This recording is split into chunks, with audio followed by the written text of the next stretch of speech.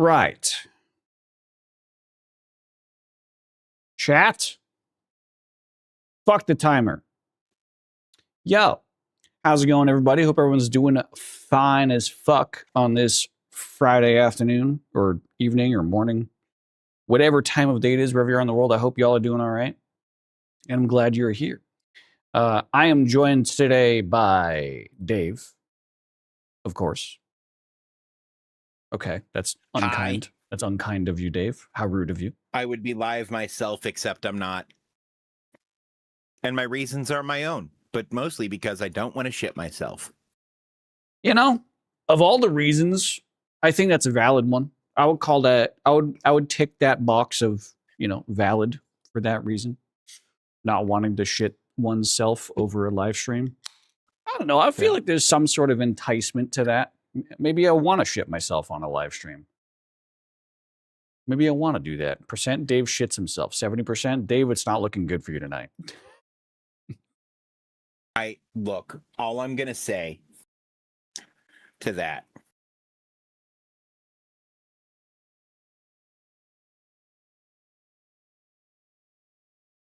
Hang on. Okay. What up, Foot?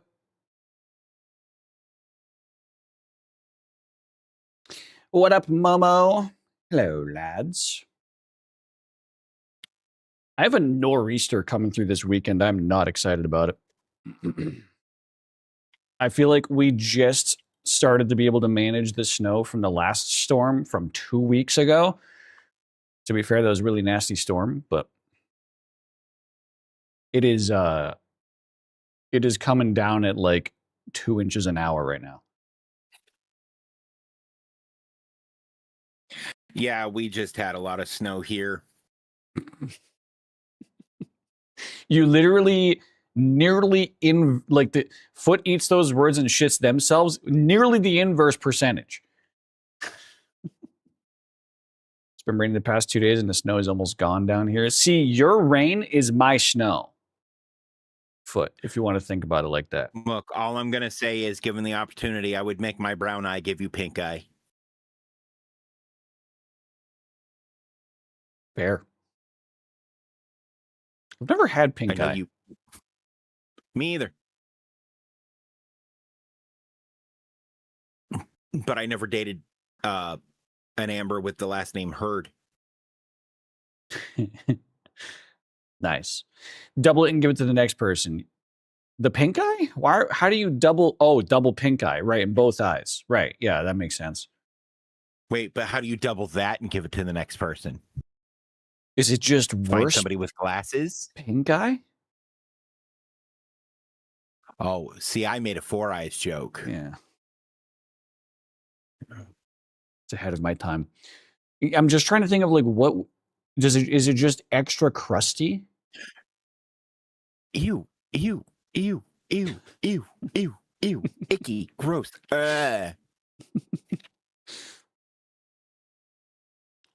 Dave, how are you doing? Besides nearly shitting yourself. I mean, I'm okay. Still working on some Bard stuff for Scald. That's going pretty well. I actually just sent Zach a thing about it. It's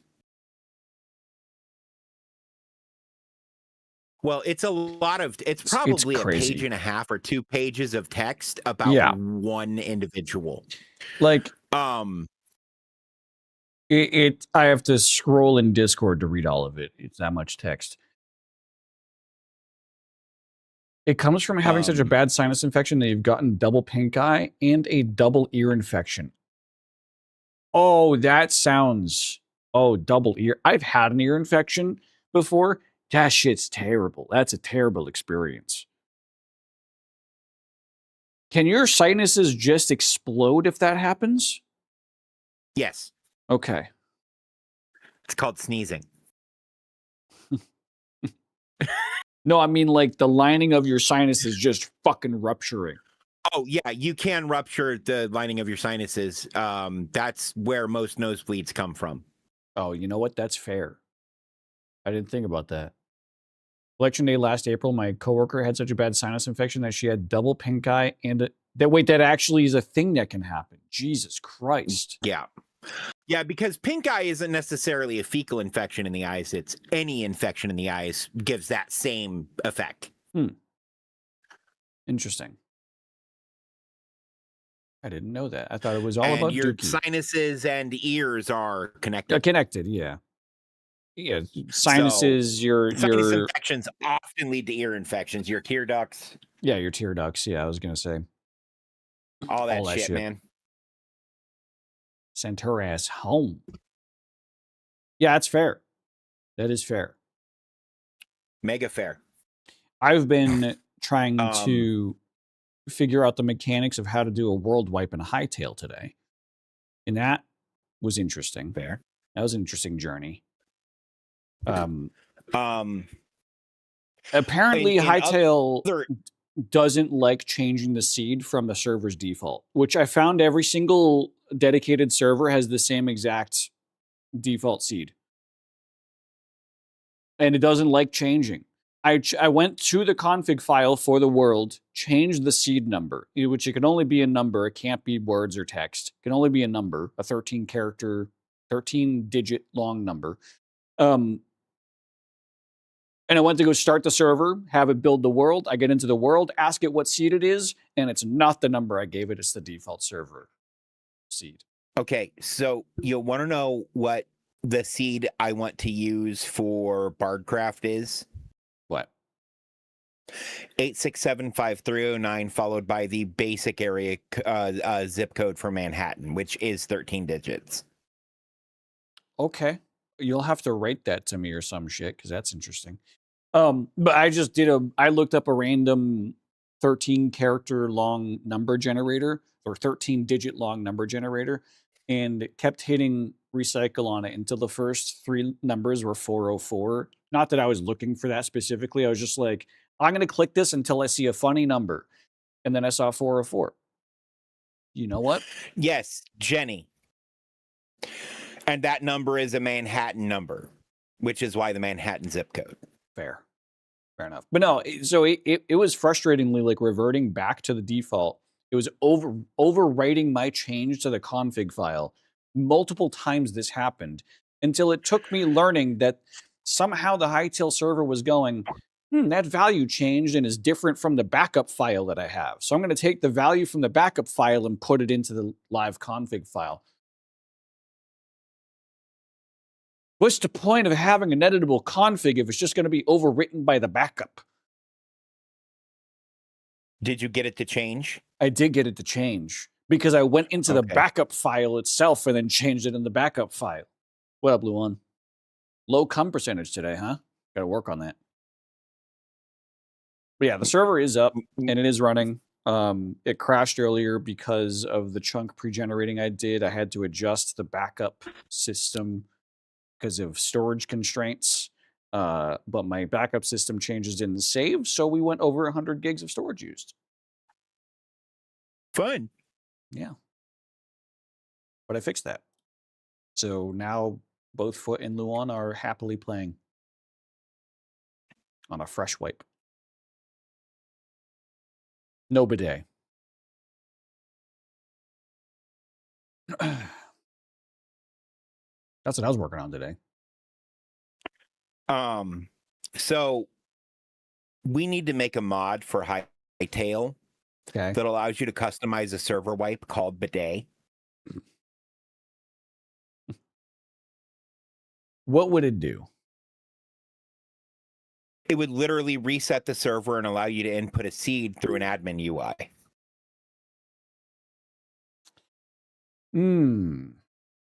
See, you know what? You could do that by having an admin-only universe, like a separate world, not universe, a separate world that you, as an admin, you teleport into that world, and then you activate the UI, and it changes the default world. It resets the default world, and then you can rejoin back into that.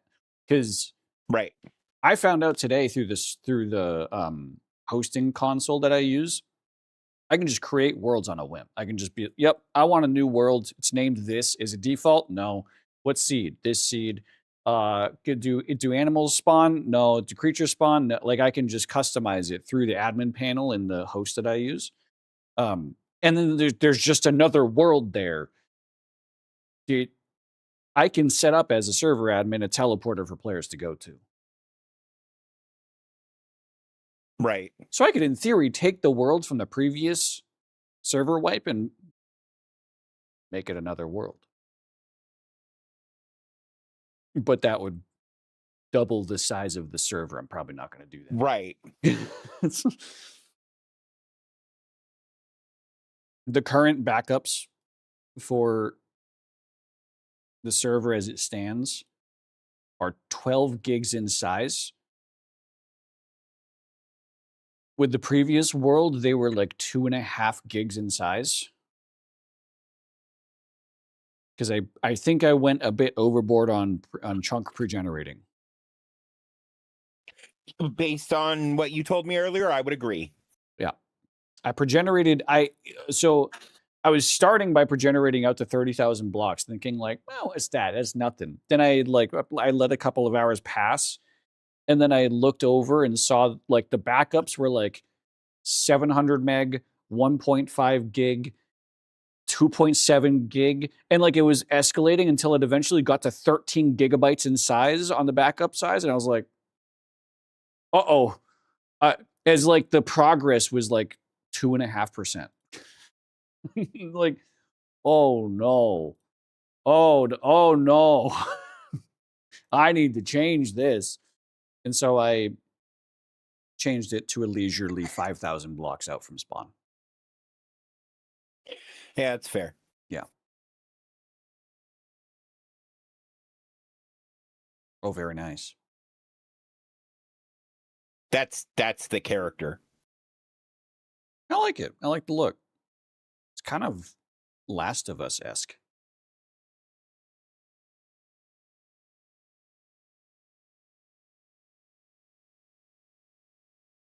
Have you been watching the Olympics at all, the Winter Olympics? Oh, fuck no. I haven't either, but Dave like, doesn't sport ball. I don't either, but I don't know why. For some reason, my algo has become filled with like the curling championships, just because of this like scandal where apparently Canada cheated by touching the curling ball after it had crossed over the line, and the only way that someone knew this was because someone had a camera angle. Someone third partied had a camera angle, not the actual place, not the Olympics themselves. Someone in the crowd just had a camera angle that saw after it was millimeters past the line, they were still in contact with the ball. Like, I guess it's the Olympics, so you should scrutinize that level of, yes, you know, you should and whatnot, scrutinize that level in all competition if able. Yeah. I just thought like the outrage online about Canada cheating. Apparently it was the men's curling that it happened to when, like, I guess the opposing team like physically started a fight with them. And then the women's curling team the day after from Canada caught doing the same exact shit. Like, okay. All right. Okay. Well, I mean, to be fair, it is their national sport. Cheating, that is, not curling. Oh. I'm kidding. I have many friends who are Canadian. I'm how you doing, Rusty? Canadian. I don't cheat. I'll just call one of them out. Fair. No, then there was a whole. But I called the ginger who looks like a lumberjack out. So, you know, you don't get much more Canadian than the guy who looks like the Tim Hortons logo. You just look at that dude and you just know. You just know. And you go, oh, he's Canadian. Yeah. Yeah. He looks like the spokesman for Tim Hortons. You don't even have to hear one story. Or Bud. Yeah. Sorry, Bud. Sorry about your luck there, Bud. Oh, you didn't bring your plow with you, did you? I'm gonna need one of those. One of those what? A plow? Yeah. Yeah. Well, if it makes you feel better, our back door was covered up to the middle in snow. Thankfully, the company that my landlords are using this year to do snow removal, they're on fucking top of it. They do it multiple times throughout like major snowstorms. So like they don't have this big pileup. I think it was either last year or the year before, there was multiple snowstorms where I had to like tackle my door to get out because the snow was piled up on it and it's a push out door. Like it's a push bar outwards turning door. So if there's snow piled up there and it would like ice over and I had to like put my whole ass body weight into just getting a couple of inches of it open so I could stick something out there and start removing shit. Just trapped. Yeah, kinda. Yeah. Unless I want to go through a window. But anyways.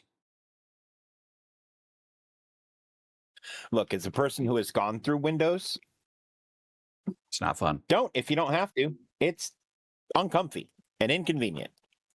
Well, I mean, I've been through windows. More so if you're tall. You would think it would be easier if you were tall, but I feel like I'm inhibited by being tall. Yeah, you have to fold over a lot more. Me to try to get through the fucking window. Yeah, yeah. Well, it's like realistically, it's like the limitation is the length of your femur, really, because that's like the hardest part. Unless you go feet first. Depends on what your setup is, I suppose.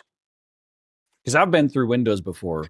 Not like forcefully or like breaking glass, but like, oh. Dave's drinking a can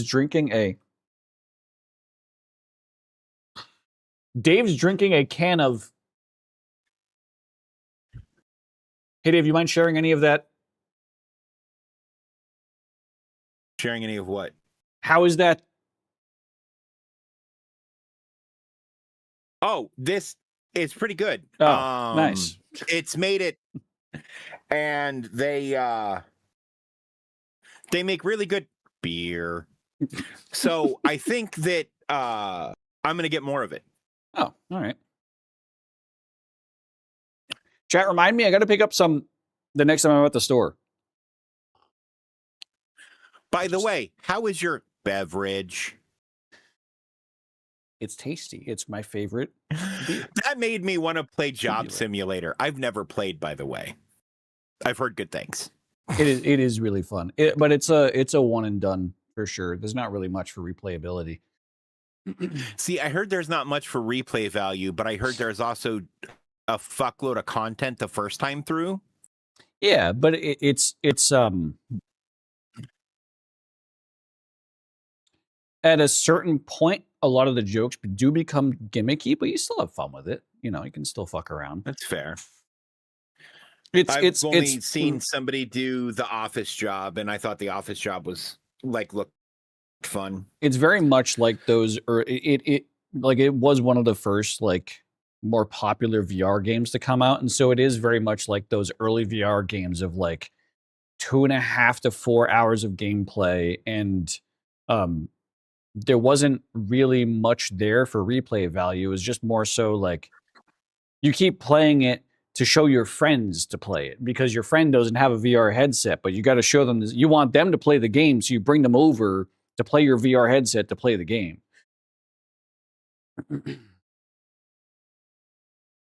Zach, make sure to pick up some when you're at the store. Oh, thanks.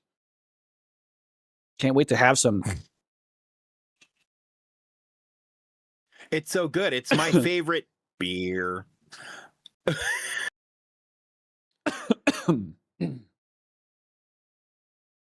This can turned out so well. I think I'm gonna keep it and just drink out of it from now on. Whenever I'm having something that would otherwise have a label. I like the trope where it's just like it's a null object. It's not. You're not saying it's not beer. It's null. It doesn't exist. So it's. Dave, how's your? Can you chroma this without pulling anything else? Probably not, because there is some light reflection on it. Also, luminance might be easier. I don't know what color to chroma or whatever. Do the luminance key or Luma key. I think it's called in OBS. Luma key? I've never done this. Yeah. Luma, so it's based on the brightness of an object as opposed to in the scene, as opposed to the color. Go the other direction. That's one slider. This is the other slider. Unless oh, wait, hang on. I can figure this out. No, I don't think it's going to work. It's thinking your face is brighter.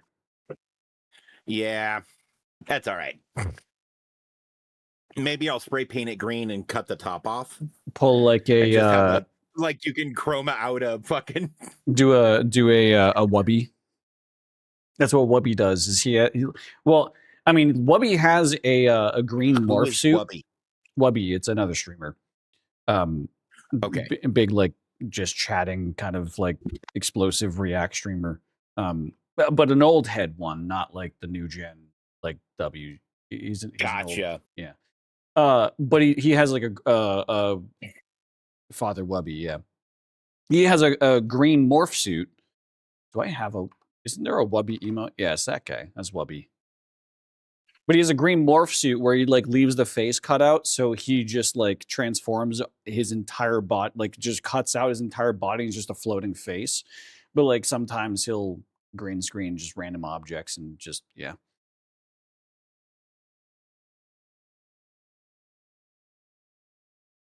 You almost got it. You're also getting some of your forehead.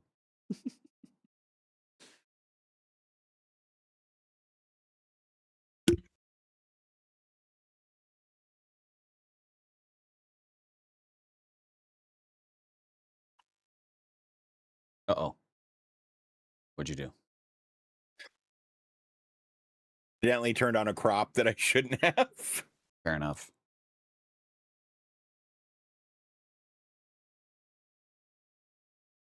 Oh, fuck. I remember.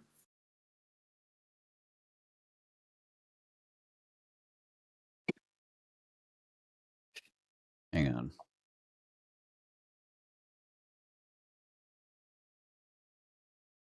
Oh, never mind. Probably can't show that. I was going to pull up a meme that I randomly sent to both Foot and Luan earlier this week, but it's probably not Twitch friendly, so I'll leave it as is. Well, now send it. Now you have to send it to me, though. Okay, you know what? That's fair. There you go.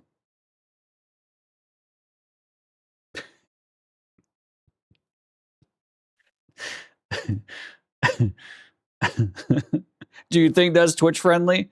You think I can pull that up? You know what? You're not live. I don't got to worry about it. There's nothing showing. There's nothing showing. Yeah, no, I'd show it. Chad, it's this. I've shown people fucking on stream. Oh yeah, if it's in a video Twitch game, was fine with that. If you're in a video game category and that video game does cover that in vanilla without mods and you don't make it a focus, then you're fine. Yes, but it was the Buzz Lightyear one. I'm pretty sure this is a Roller Coaster Tycoon picture. Yeah. I was going to ask if it was from one of the Tycoon games just because of the way that guy's like pose like that's very standard like walk animation. Yeah, I'm pretty sure this is the modern match on the arms and the legs is exact and people don't do that. I'm pretty sure this is modern Roller Coaster Tycoon, like the one that came out last year or the year before. Oh, Planet Coaster. Was it? Hang on. I bought it. Hang on. It should be in my library. But I only played like a couple of hours with it because Planet Coaster 2, yeah. That is the one. I only played I played 7 hours of it. And it was quite buggy. So I decided to let that one cook a little bit more in the oven. Anyways. The first one was amazing. And the second one, by all accounts, is good too. It just... Yeah. Look, when you have that many physics interactions happening in your fucking game, you can't bug test all. Like, I get the barrier of bug testing that type of simulator game. Yeah. Well, and they released in early access, didn't they? No, I don't think so. Hmm. I don't recall, at least. Yeah, so, you know, I'll just say I don't know. How about that? That's fair. Yeah, I don't think there's anything. I mean, look, all that happened is they are inflating the Buzz Lightyear through the inflation nozzles, right? Because it's one of those things that blows up via air. And there was a catastrophic failure in the wall, in the fill wall, and so it started ballooning out a little bit. Right. But it'll be fine once they throw the armor over the top of the inflatable that goes underneath. Right. Yeah, no, he this is a de-armored, you know, he has to get his armor put on. Like, you know, that's what's missing. Yeah. Yeah, this is just the fill process, and that's like everything is set up to hold the armor in the right position. Yeah. Now. Yep. Yeah. Oh, never mind. Wait, what the fuck? Oh. Apparently Phil Spencer's retiring, and I didn't have that as a news topic.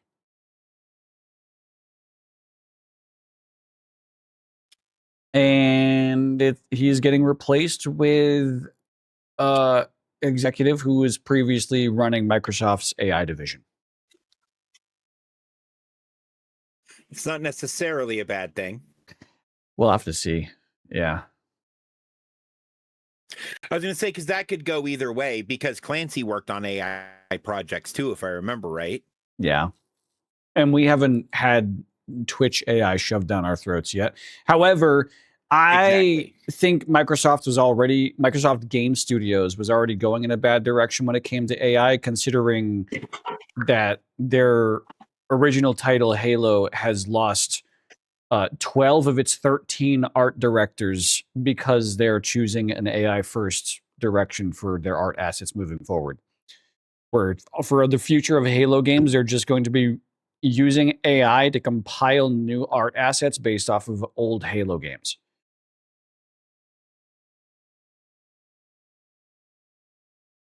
So I'm not too excited about that. That's a bad idea. I'm not too excited about that one. And look, we've talked about it before. I think AI in a prototyping space makes a lot of sense. I think AI in a like stress testing, like, okay, so all of the modules that I build, right? All of them. I hand them to a couple of different LLMs. And I go, role play an entire group of players and the game master running through this game and tell me what the pain points are. Right. Which 90% of what it tells me is bullshit, but that 10% is actually useful in that case, right? But that's the same from real human feedback. Real human feedback, in my experience, is 90% trash and 10% useful. Well, it depends on your audience, because if you as far as actionability goes, at least if you put together, like, if you're testing a new tabletop RPG and you bring to the table a bunch of people who have never played a single game of D&D in their fucking life, you're going to have a bad time. When you put the context on the table of, I'm testing this and I want you to give me feedback, they're not going to go know what the fuck to give you for feedback. They're going to think everything's bullshit. But if you are testing a new TTRPG and you bring 5 XDMs to the table and tell them, I'm testing this out, let me know if you think there's something here that you think should be changed or you have feedback, they're going to be like, oh, I'll take notes. Like, yeah. But that's the thing, is there are a lot more squeaks than there are Matt Mercers. Right. Yeah. Right. And I would love to get a room full of Matt Mercers to look at Bard and tell me everything that's wrong with it. Yeah. but that's not going to happen. I mean, you'd love to get Matt Mercer himself, but what? Pick your battles. Matt, if you want to run the game, hit me up. I will send you a copy, and I will send you every piece of material I make for it until the end of time. Because I want your opinion. Same goes for Tom Clark, Johnny Chiodini, Brennan Lee Mulligan, Damien Haas. I love how we're just going completely baby. off. That's the one I couldn't remember.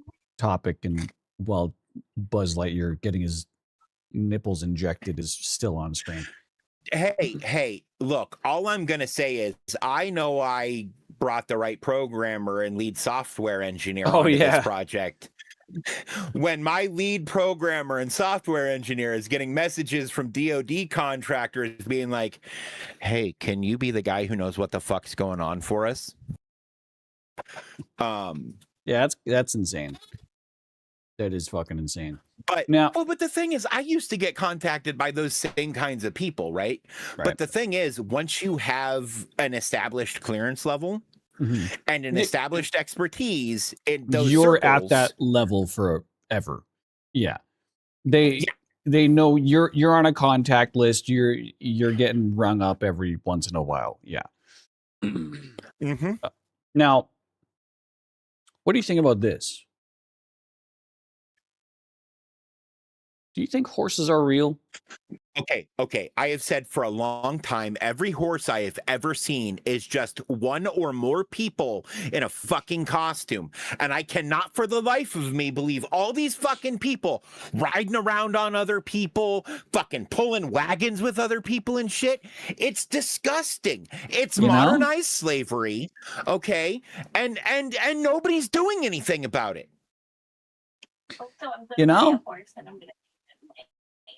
I can't say that you're wrong. Horse, we're going to name him Glue, and then we're going to make it glue. I've never seen the inside of a horse, so I can't tell you you're wrong. I have seen the inside of the horse. It was two dudes. Oh, Dave, have you considered it in the middle? It's some sort of pony play kink? Look, no. Pony play usually involves the titties out while prancing around, okay? That's different. No, I don't think it is. I don't think it is. We're thinking of very different kinds of pony play, Zach, because I'm thinking leather hooves strapped to the feet, a collar around your neck, and you're pulling a rickshaw with me in it, while you're in basically a leather gimp suit with all your shit out. Yeah, 100% we are. I'm thinking more furry-esque style, where it's oh yeah, they're having never sex goes furry first. They're having sex inside the horse suit. There's some human centipede shit going on with some of them too, and that's weird. That is weird. Yeah. The Xehanort, there's not much I wouldn't consent to. Amber, I don't know. I'm not into that. That's not one of my things are short girls with big tits and fat asses. And I have one of those. I have the best one of those. She's my favorite. That's good. That's a good thing. It's good that she's a favorite. Really high. The bar was set really high. I didn't take 3 marks. Well, I mean, there are other things, but as far as Danger, Momo says hi. Momo says hi, baby. Foot says hi. Danger says hi, Momo. Hi, Foot. Anyone else? Speak hi, Danger. Now, because I'm not going to do it later. Zach says hi. She says hi. Nice.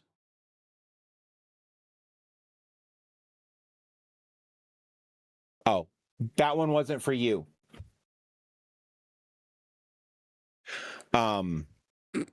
Yeah, no, I do not get with what's up with all these people and this fucking donkeys are a thing. We all know donkeys are a thing, right? But these motherfuckers who are trying to be like, no, horses are real. Yeah, and unicorns are real too, motherfucker. Quit faking it. Quit doing all this bullshit, right? Get out of the horse and accept reality. I think for everyone pretending to be a horse, and it comes in twos, of course, but I think for everyone pretending to be a horse, of course, that they're in fact government agents. And I think that's why it's not about pretending to them. It's a job. They're doing a job. What that job is, I don't know. But we'll figure it out. We're going to get to the bottom of this. We do. But we need to get to the bottom of this. And we need justice for the donkeys. Yeah. There's so there's so many horses now that the donkeys are running out of food. It's terrible. Anyways. All these hang on. What about the oxen? No. My brain just went, yeah, all these fake horses are turning the frogs gay. I was thinking about going there, but I didn't want to. What about the oxen? See the thing about like oxen and like creatures of that like body style, I've seen the people inside of them with the mechanical like arm moving and they're like nude and like all sweaty and shit because it's hot in there. Like, I don't know. I don't fuck with those. I just cracked open another. Nice. No need to get to the bottom, Zach. I do enjoy that the labels are so easy to take off of these. Listen. What? I'm a switch. Oh, that happened before you started talking.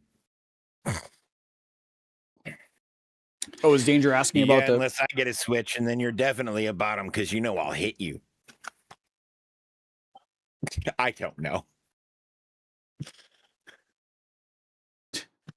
Oh, Jesus Christ. Hang on. What do you think about this?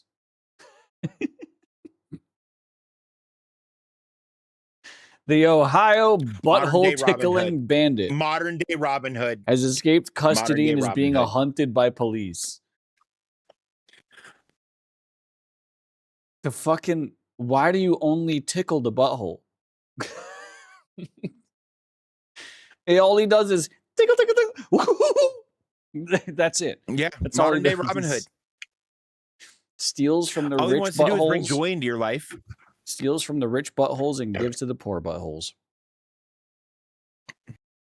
And keeps his tongue out of your butthole, right? What product does he deliver that steals from the rich and gives to the poor? Is it just joy?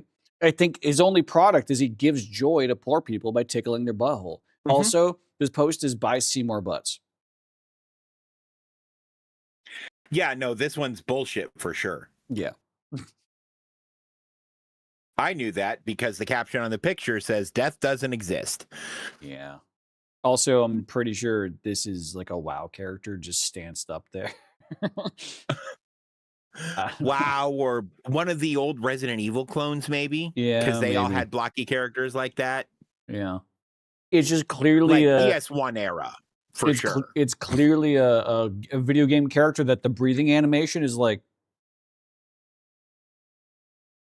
Mm-hmm. You know, which I imagine is how Ben breathes. Yeah, because he's too stupid to not have to breathe manually. Wait, who is Ben? Benshin, my character that I play with Ricky, the big, strong, dumb guy who kills people to take them to hell. Oh, gotcha. Yeah. The giant who became bigger than the city of Baldur's Gate 3 and Ricky and I's playthrough of Baldur's Gate 3. Yeah. Yeah. That was wild. Where a foot was the size of the building. Did you know that you can make someone 4,000 feet tall in Baldur's Gate 3 if you do it just right? And the game breaks in just the exact right way? Now, I got another one for you, Dave. What do you think about open world chess?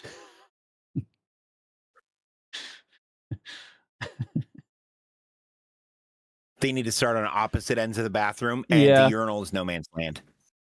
Yeah, like clearly, like the black side has the upper hand here. Like that, this is there's not enough space in between them. And yeah, I agree. Like if they go over to the urinal space, it's like it doesn't matter who you are. Everyone's getting attacked. That's free for all over there. It's like RuneScape, where you go into the wilderness. This is the RuneScape we also wilderness need more over teams. Here. True. Like if we're doing open world chess, let's have like 12 teams. 12. It is true. It's a pretty empty board if this is open world chess.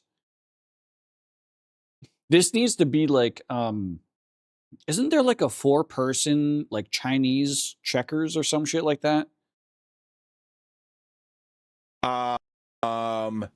So there is hyper chess, which is 6 people on 3 levels.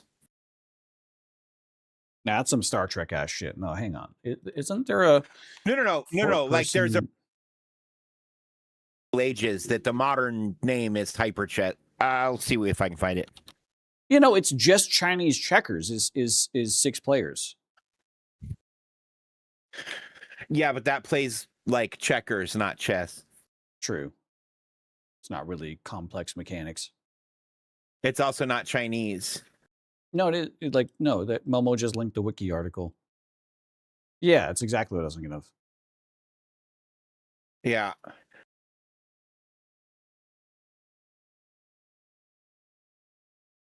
Oh, it's of German origin. Chinese checkers is of German origin. Okay. Correct. Great. Yeah, most things with a place or culture name in their name aren't that thing. French fries are Belgian. French toast is Belgian. No. Apple pie is Dutch. Well, we so did when people learn say it's American is apple pie. So actually, apple pie is Dutch. We did learn from the food guesser dole that we do. French toast is actually just toast with egg. And the Belgian version of French toast is with cinnamon and like sweetener and powdered sugar. And milk and yeah. So what we know as French toast is Belgian. Yeah. Yeah. And I called it Americanized, but I knew it wasn't American. Either way.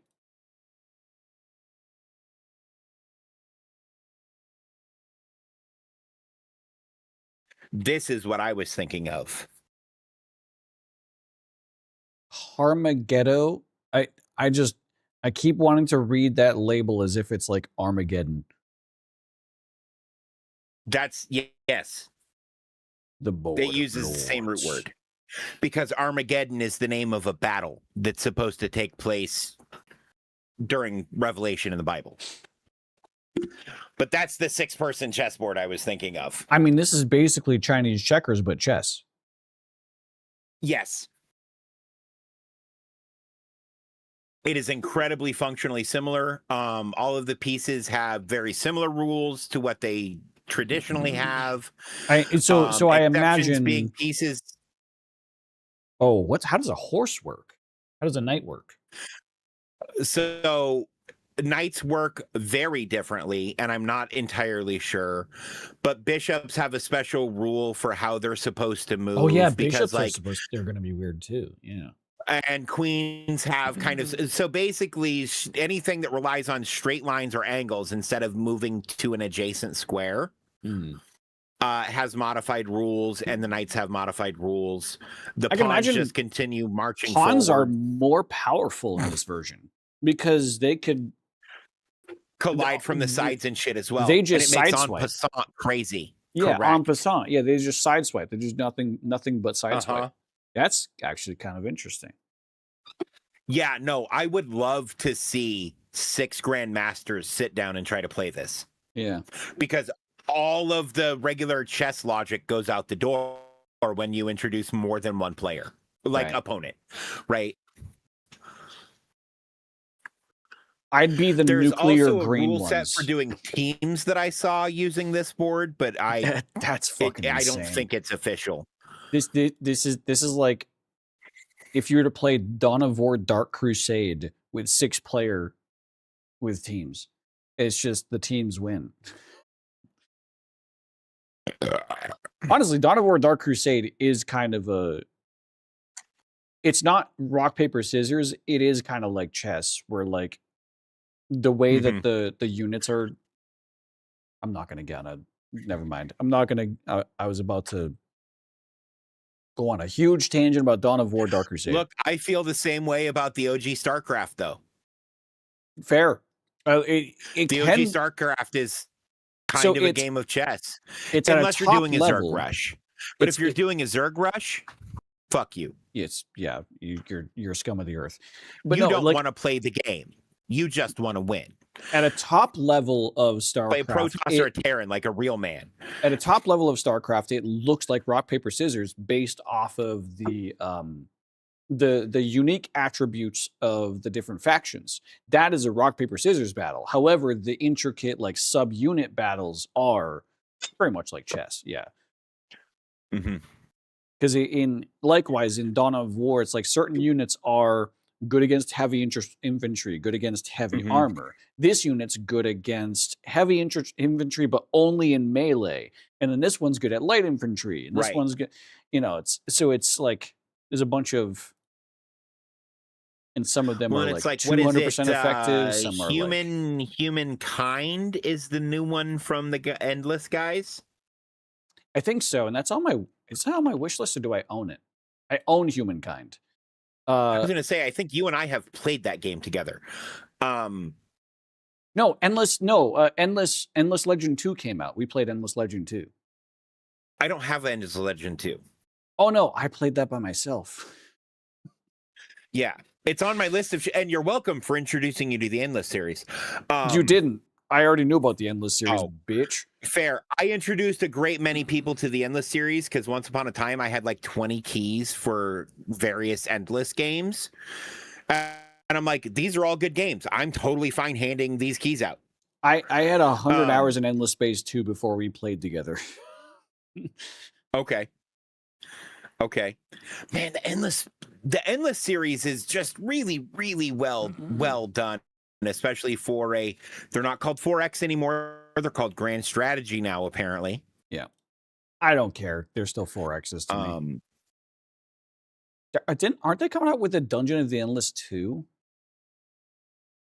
I heard that. I need to play the first one. Oh, it's so good. I have 20 hours in that, and there were 20 hours well spent. I have 125 hours in Endless Space 2. I have 150. 50 hours in Endless Space. 50 hours in Endless Legend.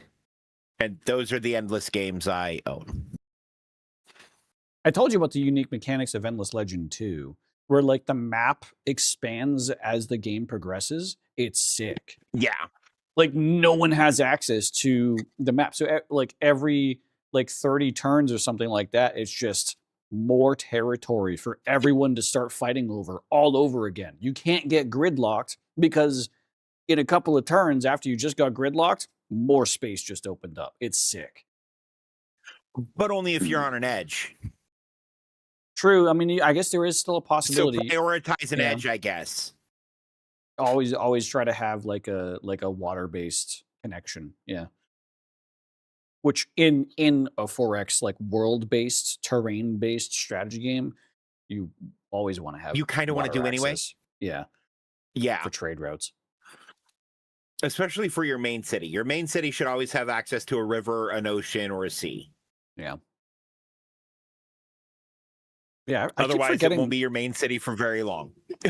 I keep forgetting I have Humankind. How many hours do I have in that? 11 hours. And then I played Humankind on Game Pass, I want to say. Yeah, because I don't see you having it on Steam. That makes sense.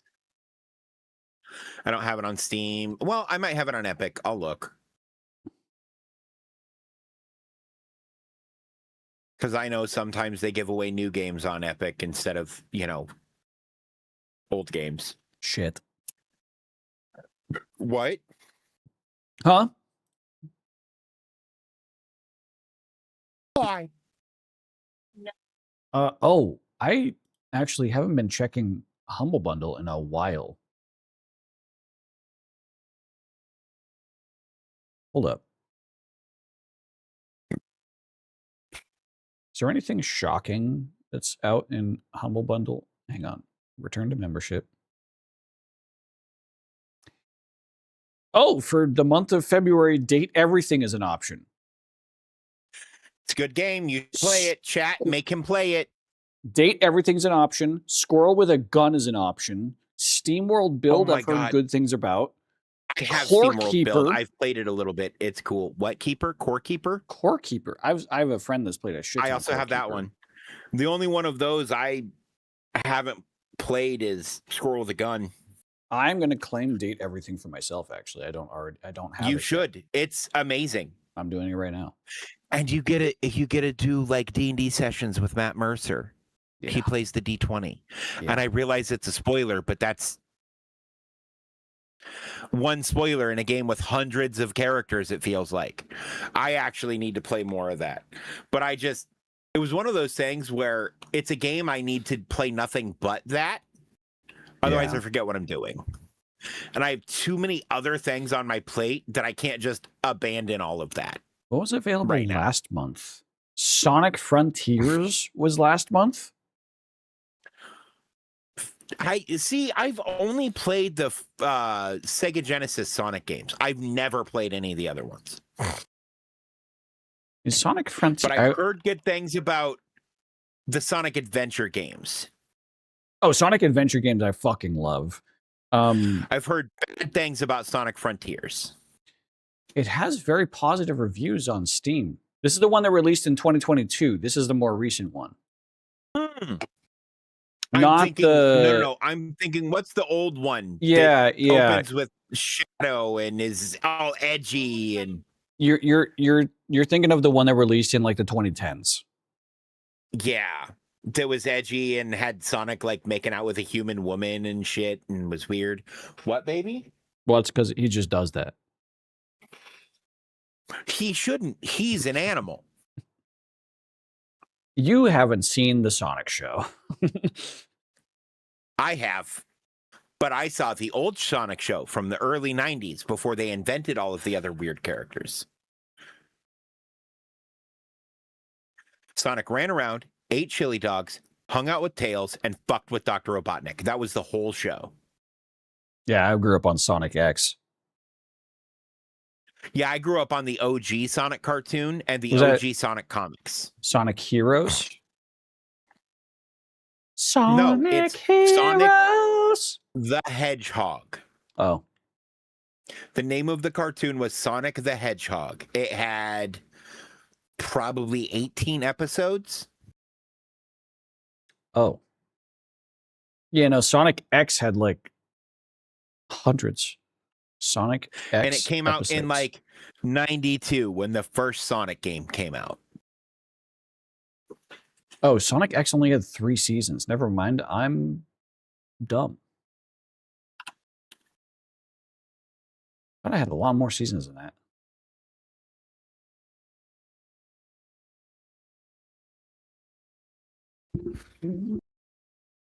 Oh, it had just under 100 episodes. Sonic the Hedgehog was the first one.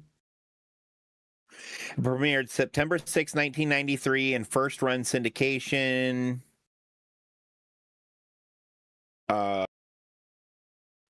It had 65 episodes. And 1 special and 1 pilot. So 67 episodes total. And each episode ran 22 minutes. And then they had the infotainment, make sure you're reading shit or whatever, right? Yeah. Like all the cartoons did in the early 90s, like G.I. Joe. And knowing is half the battle. Because all that shit started with Deke in the 80s. With the G.I. Joe and Transformer cartoons and shit like that. And then networks started kind of requiring it to make parents feel your show was doing something positive for their kid. Yeah. Which that always felt forced in a show like Sonic versus like a show like Fairly Odd Parents. It was just natural because he is a kid. Right. Right. Yeah. No. And the like life lessons that got taught in Fairly Odd Parents made a little more sense. Right. Yeah. They were less directly told to you. Yeah. Oh, Momo. And then like in GI Joe, like the Joe's telling you things and then saying, and know it now, you know, and knowing is half the battle. And it's like really on brand for GI Joe though. It is, but I always thought that shit was all about like cringe. Government propaganda and bullshit anyway. I always thought that shit was cringe, and so it didn't work. Like I was like, yeah, it's not gonna work on me. But yet I watched Fairly Odd Parents and like Avatar: The Last Airbender and ate that shit up. And it's like the same lessons. Right. Momo, I have a meme for you. Because Momo always brings this kind of thing up. Japanese design firm Kenji Abe has designed a glass beer bottle you can stick into the sand on the beach. Hi, ER Doc here. I don't know who needs to hear this, but do not even think about it. Hang on.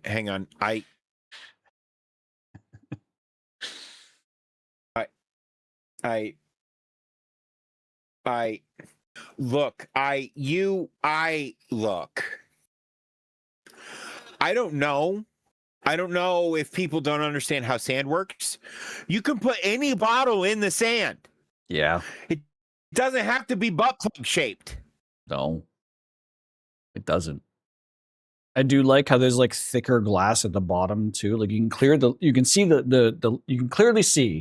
the liquid ends there. But then there's like a thicker glob of glass at the bottom. Like they're like, now this has to be more structurally sound to penetrate better. Correct. Because people are going to slam it into the ground, right? Yeah. So it has to be strong there.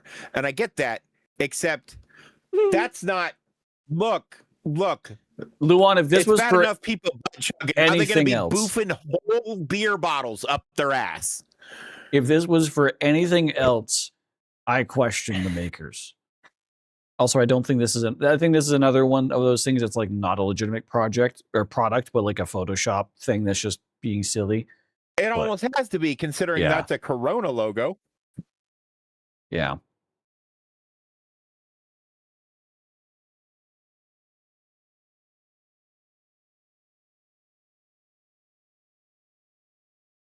Oh, God. I hate people. Didn't you send me? You sent me another piece of news that I'm going to just tack on to later. I forgot about that. Okay. We'll tack that on to later.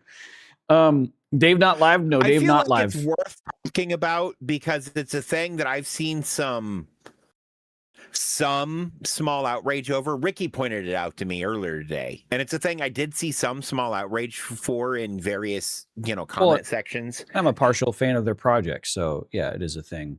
Same, but also like we'll talk about it because there's a lot of moving parts involved, and it's like it sucks, but to me it's a decision that makes sense. We'll talk about it when we get there, chat. Don't worry about it. Yeah.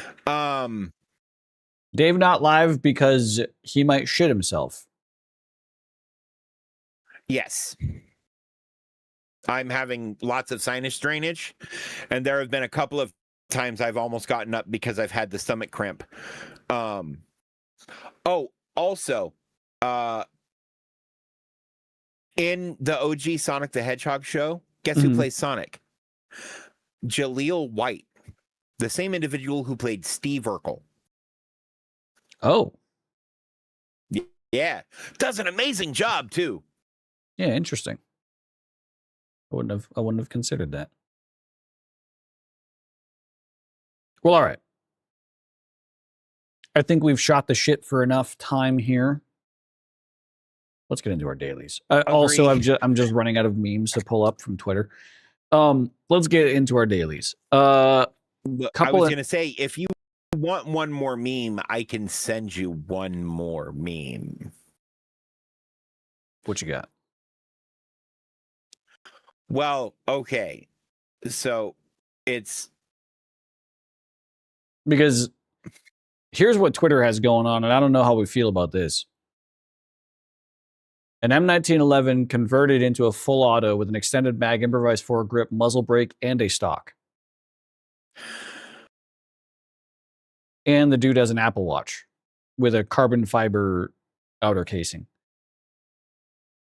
That's most likely a fake. I've played hot dogs, horseshoes, and hand grenades. Yeah. True. Yeah. Also, this I don't like, but it's on my list of shit I need to play. I feel like this is not a magazine. This is just a steel pipe that he shoved into the bottom of the gun. Because it doesn't Correct. It doesn't have a flare. It's not a magazine. Yeah. Okay. What is this? Share and then I'll explain. So I have been playing a game that was put out by YouTube channel Viva La Dirt League. If you're unfamiliar, they do a lot of sketch comedy. They also have another channel where they just play D&D. I have a family that all the time Sorry, go ahead. I have family that all the time send me Viva La Dirt League like sketch comedy memes that I saw like 8 years ago. And I have to be like, they're great though. Funny. They're great. They made a game. It's called Nice Day for Fishing. You play as Balin and you walk around and you fish. It's actually a lot more complicated than that. This is one of the characters you meet. That's on my humble choice for January. And it's amazing. I saw the name of that game and I was like, oh, that's from that one group. Nice Day for Fishing, ain't it? Well, if you're interested in picking up the game, you can get it on Kingwin for 50 cents right now. I can get it for free right now. Well, I'm saying chat. Oh, right? Yeah, fair enough. Because it was given away on a bunch of different platforms, there are a bunch of keys floating around for it. You can also check out Humble Bundle with my affiliate code. Also check out Humble Bundle. I use Humble Bundle all the time. I look there before I look on Kingwin a lot of times. What is just the price? Because they might not have as steep of a discount. But that's because they're putting more money towards a good cause. Yeah. Nice Day for Fishing is $8 right now. On Humble. 60% off. And it's worth $8. To me, the game is worth $8. I put Steam Link on this phone. Mm-hmm. And I lay in bed and I turn on Nice Day for Fishing on my computer and I can see it on my phone and I play it with my controller. Fair. Good use of Steam Link. Well, because it's a game that has a mobile game. But like, if this tells you the kind of humor the game is, if this kind of shit is up your alley, check it out. Check out Viva La Dirt League. They're great. They have a whole bunch of different content that's based around either weird shit that happens in video games, weird shit that people do in retail situations. Because I think they all I think the guys who started it actually met working at an electronics store that they now might actually own in real life because they film in it all the time still. Yeah. So I don't know what the deal is with that. Like, manager access, store, right? No, I mean they could just be friendly with management or some shit like that. Yeah. Or something. It's something. But they're and then Epic NPC Man, which is just weird shit in like fantasy games. It started off primarily poking fun at World of Warcraft, but it has expanded a lot. And this game takes place in the world of Azerim, which is the world Epic NPC Man skits take place in. Which is Azeroth. From that. Yeah. Yeah. Nice Day for Fishing, ain't it? And this is a Murgle instead of a Morlock. Murloc. Or Murloc or whatever. Murloc.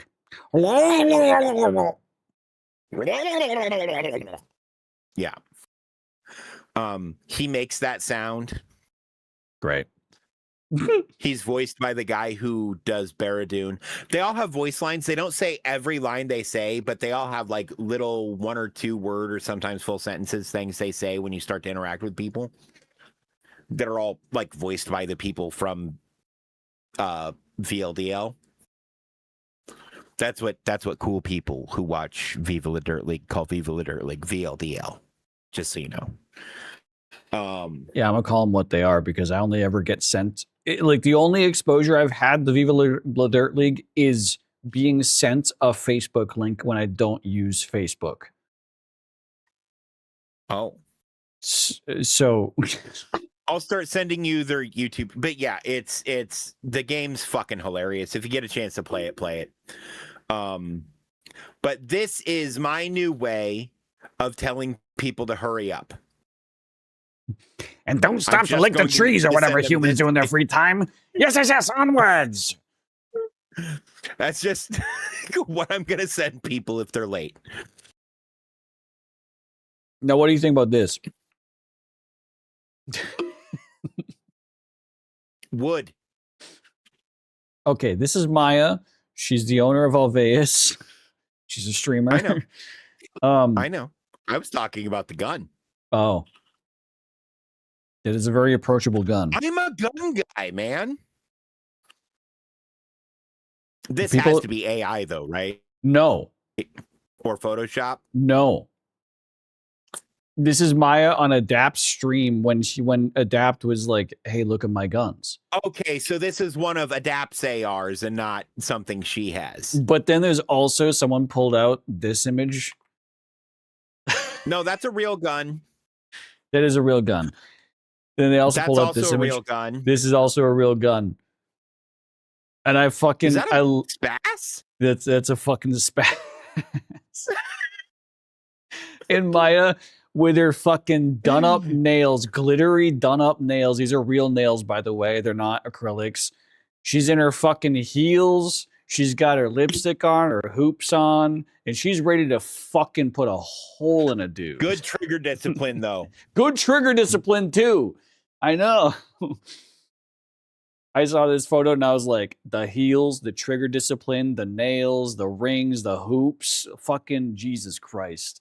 And Maya, again, Wood talking about the gun. That is a sick gun. Although who gets it? Who gets it in fucking brown these days? Bro, yeah. Get in carbon. It's the same price. This is like some fake ass fucking faux wood. Like, why the fuck are you even doing that shit? It costs the same as carbon. Like the carbon finish, because it's not real carbon fiber. It just is pressed in and colored black. Yeah. Right. The heels are doing it. Yeah, the heels are really doing it. Carbon look good. The fucking the click these 3 times and say there's no place like home heels are doing I was just gonna say those are no place like home heels, but like I'm following you home. Yeah. Right? She'll protect, but she also attack. But also, do she throw it back? No. Maya is very modest. Okay. Now, Dave. Well, I more meant that in the sense of like dancing, not necessarily actually throwing that ass in a circle. I've seen her in side profile. I don't think she has much to throw in a circle. She's a very petite woman. Now, Dave, what if I took you out on a date for sushi, but instead of sushi, it was corn douchey? Ooh, okay. So as somebody who hates sushi, if we went out for sushi and you had sushi and you fed me this, I'm down. Although, can I make a suggestion? Sure. Okay, so you freeze the corn dog and then you slice it into pieces about the width of a piece of bacon. You wrap that shit in bacon, you throw a skewer through it, and you throw it in the deep fat fryer, and then you have bacon wrapped corn dog sections that you're serving. Instead of regular mustard, do Dijon mixed with honey and at 1 drop of liquid smoke. Okay, that sounds delicious, but you know what my favorite part of this image is? What? The fact that or the mustard in the bowl? There's no hole in any of the hot dog parts. Correct. So this wasn't an actual corn dog. This was a fried hot dog. Yep. Yeah, this wasn't a corn dog. This was a fried hot dog. Well, but it was fried, battered in cornmeal, which is how you make a corn dog. Right. They just didn't put a fucking stick in. So they made homemade corn dogs and didn't put sticks in them to do this. This is the kind of shit that you see at a Japanese Arby's. Like an Arby's in Japan. This is what they serve. Okay. First off, maybe. I've seen weirder shit come out of Japan. This makes me want to do TOS things to myself. Hell yeah. On the other side of that, have you ever had like homemade corn dogs where they found really, really good like sausages that they were like No. all beef, like no. Oh, this does look like it's not just a regular ass hot dog. Like I'm looking at the, the casing. A really high quality, like all beef motherfucker. The casing on those is definitely not hot dog. That's like an actual sausage. I agree. Yeah. No, like this is something I would fuck with. As of early 2026, Arby's does not have a general commercial presence in mainland Japan. The only operational Arby's locations in Japan are located on U.S. military bases in Okinawa. That makes sense. But this is like, I swear to God, this is a restaurant in Japan that's trying to sell American food. Oh, yeah. And the thing is, try the American hot dog. No. Have you ever seen, I forget what country it was. Yeah, we saw it together, the American pizza where they had like chunks of hot dog and like hamburger bun and shit on it. And I'm like, the Hellcat. fuck? Hey, Hellcat. After hours Cokes are fucking exactly, around. Exactly, Hellcat. This is something I would just casually make to see if it was any good. Or to fit in when I make, because I will make stuff for other people that I myself will not eat. Yeah. I'll make something that looks similar and eat that instead, right? Hong Kong Pizza Hut is what we were looking at, yeah. Where it was just like spaghetti on a pizza, and it's like... yeah, all of that shit. I just love how I'm so sure this has to be a Japanese restaurant, because at any other restaurant, this is just finger food. The fact that they put chopsticks down has to be Japanese. Granted, the it could person also who be Korean. Ordered this might have also just tossed the chopsticks on there to be funny, but anyways. I used to make pizza out of pita bread and cheese and some other random shit at my last job. Hang on. I have frozen pita bread upstairs to make pita pizzas out of. Chat, you're welcome for the noise gate. Oh, I'm sorry. I saw that and I'm like, oh, I'm being justified. But I feel like Foot and I, when it comes to food, get along because we are both food people. Mm-hmm. Right. Cooks I used to work with would make Mexican fried rice all to leftovers at the end of the night. That makes sense. 100% makes sense. But the way that this is plated makes me think a customer ordered this and this is a thing on the menu. Exactly. Well, see, and that's why I was thinking maybe this might be Korean, Momo, because Korea does just fuck around hard with the concept of a corn dog. Oh, yeah. And okay. Like, they do fancy corn dogs and all kinds of weird shit. You might be right on that then. I also don't care for sushi. I've never had sushi, so I couldn't tell you. I just don't. I just know that I don't really like fishy flavors in general. But people tell me not all sushi is fish. People tell me a California roll is fine, so I'll be willing to try a California roll at some point in my life. That's what I've been told. But usually, when presented with sushi as an option, I also typically get presented with fried Mongolian beef sausage. Okay. And that's delicious. Those are just I literally No. These are chopsticks. It's wider at the base than at the tip. Yeah, no, those are chopsticks and not skewers for sure. Yeah. They're also square at the ass and round in the front. The most popular gimbap is with spam and wrapped in seaweed. What is gimbap? What is gimbap? It's a food from China, I think. China? No. Gimbap. No. Popular Korean dish of cooked rice, vegetables, and protein Korea. rolled in dried seaweed. It's sushi. Yeah. It's Korean But sushi. it's all cooked. Yeah. Yeah.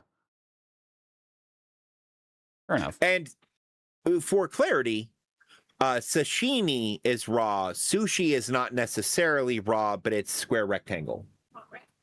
Okay, thank you. I just brought yellow chips with cheese on them. Hell yeah. Did you shred cheese with the shredder? That new shredder is so good, isn't it? Spam we got a new cheese grater. Spam kimbap is most popular. I like the bulgogi kimbap. And also shrimp tempura. I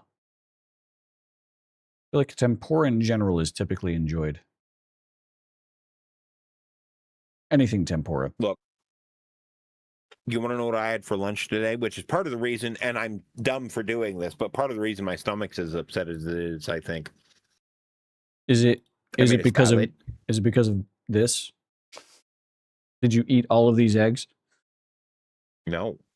Oh. I don't eat eggs. I eat eggs like in things like pastry and shit like that, but like fair enough. Foot, was this you?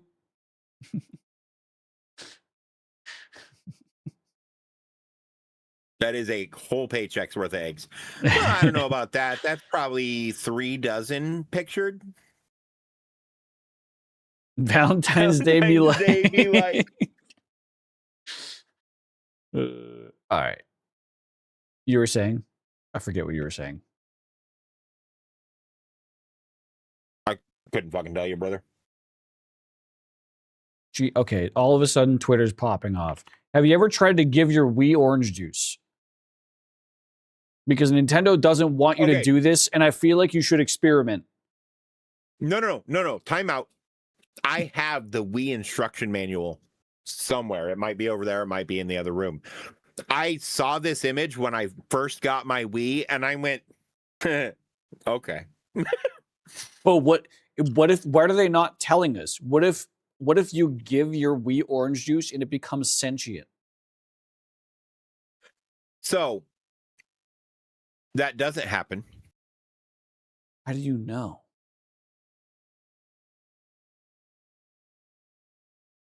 A 7-year-old. Rule breaker. It wasn't me. Nintendo. It was the 7-year-old. Get him. Man, if Nintendo only knew.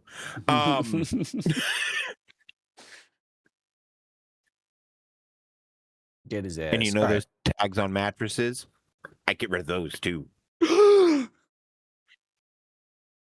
Oh my God.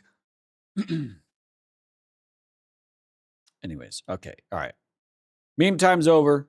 We got to do dailies. We got to get to our dailies.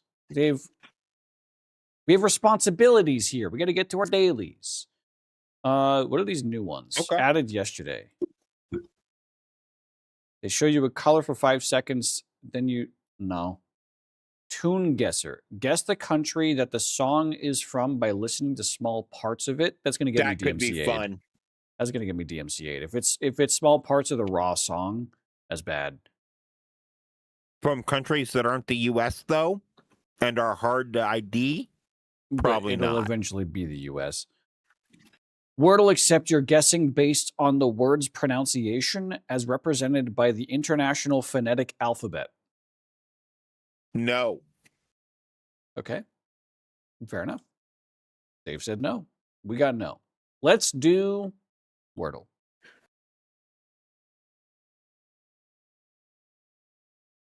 Penis. Okay, good start. And N and S. We need a vowel in there somewhere. Rob. Oh.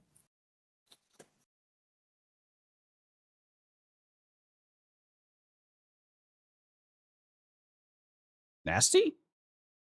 Yeah, there we go. Oh my God.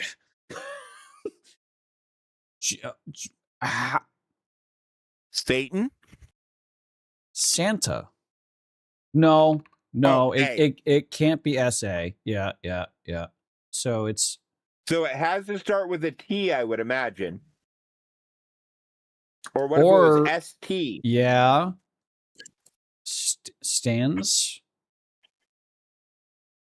Stand Oh, with a D? I don't know why I felt like I had to fill another S in there. Stank. Stank. Dang. Is it stank? Momo guessed stank. Bullshit. God damn. Put some stank on it. That pussy stank. I'm sorry. Jesus. That's the vocal stem that's stuck in my head with that word. Anyways, anti-wordle.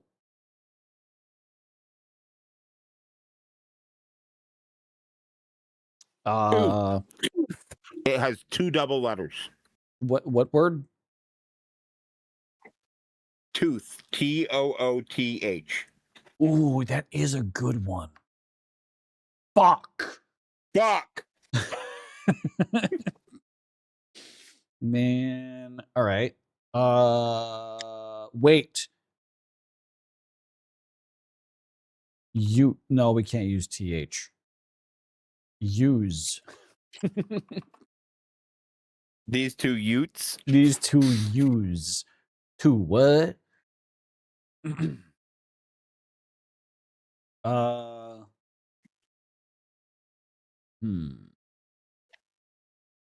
I learned my lawyering skills at my cousin Vinny's School of Law.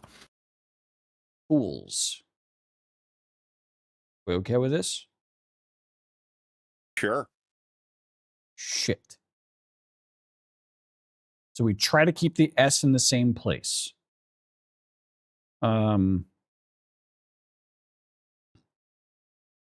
Moons.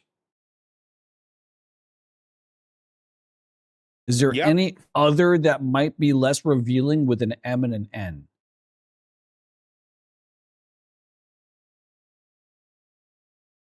Noons? Foods?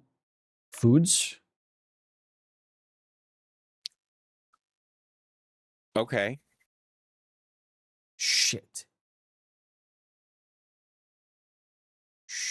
Oh, moods. There we go. That gives us the M. Okay. We're not trying to find the word, yes. But if it's yellow, we have to use it, but we're not locked in where we can use it. If it's red, we are locked in where we can use it.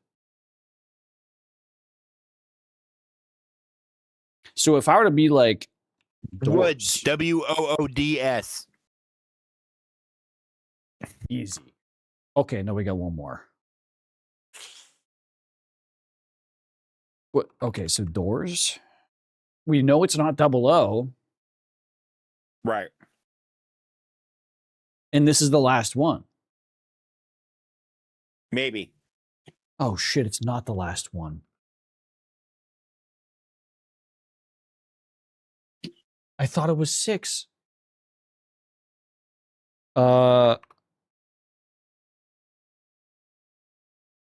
Boons? No, we need D. We need D. We need D.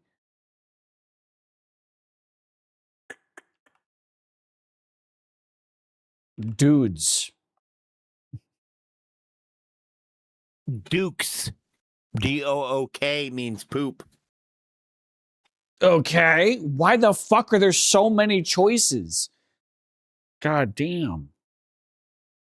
Ooh, kooks. KOO. Oh, we can't use K anymore. Also, I don't think you can say that. But kook? That's a crazy person. Is it? Oh, it is. They're creepy and they're kooky, mysterious and spooky.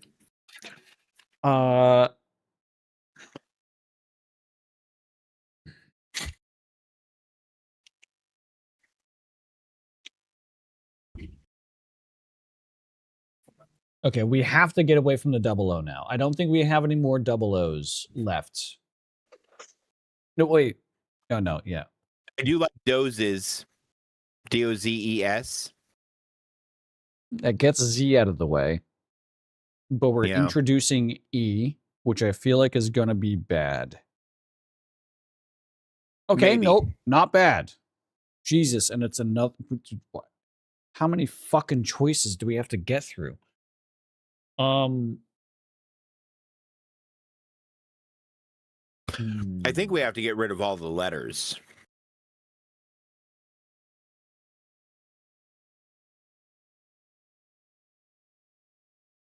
As many tries as possible. So it's just until you're forced to guess the word. So it's play to failure. Yeah. Dopes. DOPES. Can't use P. We can't use P. I was about to do dopes, DOPES, but we can't use E. Oh.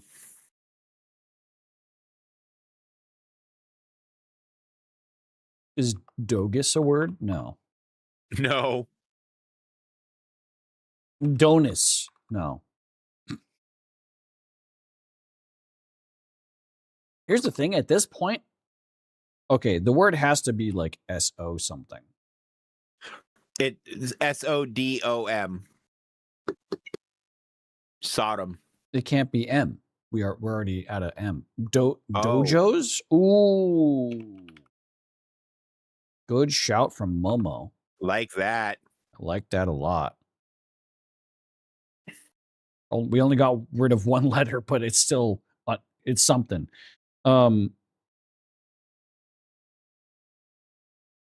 What the fuck even is this word? We're missing a letter. No, we're missing 2 letters from what this word actually is. I imagine it has to be SOG. sound. Oh, yeah, probably.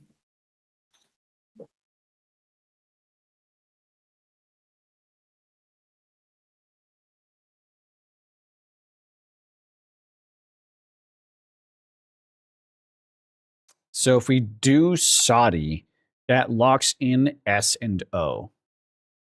And we don't want to do that. Probably. Ooh, solid. Like solid. All right, let's fuck it. Let's do it. Oh, no L.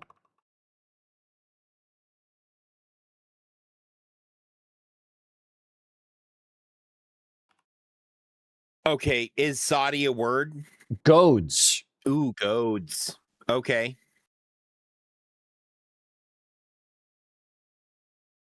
Fuck.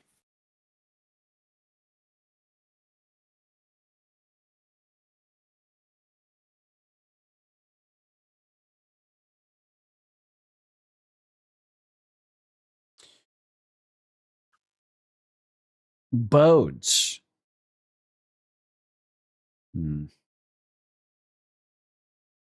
No, if I did that, then you would be locked in anyways. I mean, that's our guess. Right. Okay, let's do Saudi. Yeah, okay. It's sound. It is sound. 100%. It has to be sound. So now we're locked into SO.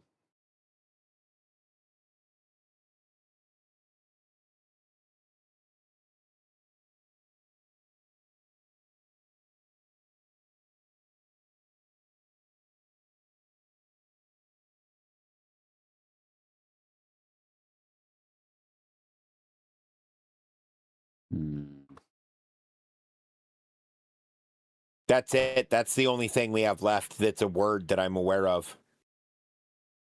Yeah. Fuck. Because, well, like, the only thing that could be a word in my mind is SOCUD.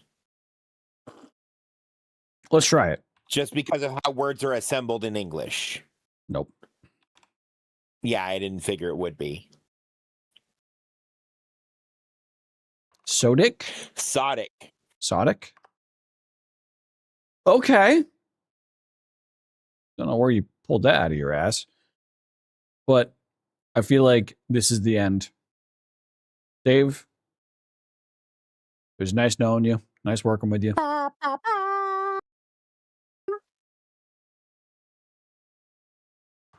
Sound. 13 guesses, a personal guess. Personal best. A personal. Yeah. Oops. Okay. How did other people do, though? I don't think it tells you. Antsy Wordle, I have a suggestion. Right. Because that'd be really cool to know. 13 feels like a fuck ton.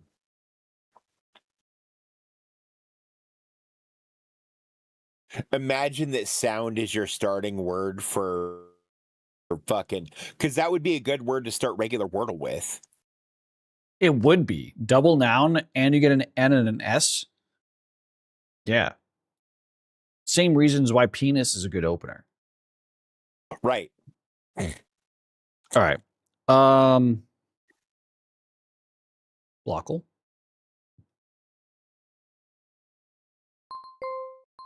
Ben, Ren. Spo. Wow. Square. Arena. Square and Wait. area. Arena. Hang on. We don't have enough letters to spell square. Squawk. Squat.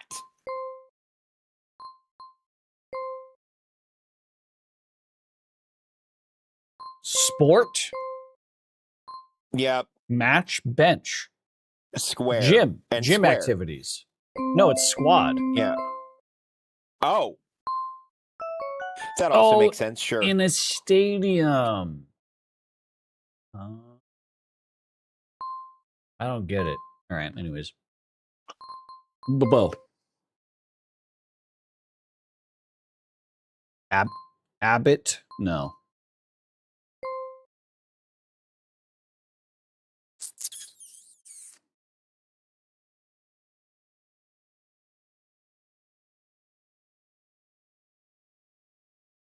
There's an EO here as well. Which is also a weird combination. Can we make a people? No. There's no other P. Unless it was... No. That wouldn't work. Gibbon? What is a... Coyote?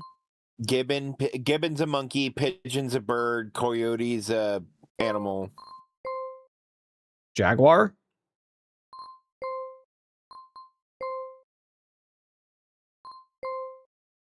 Okay. All right. Yeah, these are just animals. Cool. Wait. Nope. Ferret. Mammal and pigeon. Whoop. Fucking fair enough. The EO was in pigeon. Fair enough. Right. I was going to say EO is only in so many words.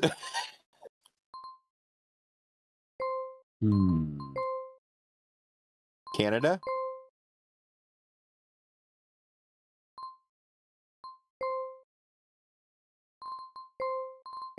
This does look like countries.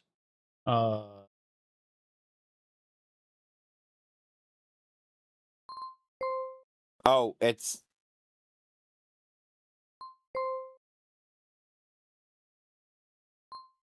Oh. Because I also see Norway, but Canada and Norway are both 6 letters. Oh. You know what? I didn't do the math on Canada. I did do the math on Norway to know that Norway doesn't fit here. Hang on, I'm going to randomize. There we go. Penis.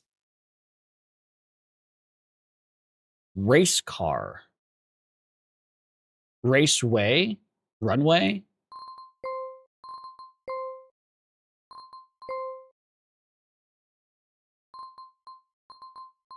What? Hang on, what did it do? Race. Oh, it's a different RA. Different R. There's multiple RAs.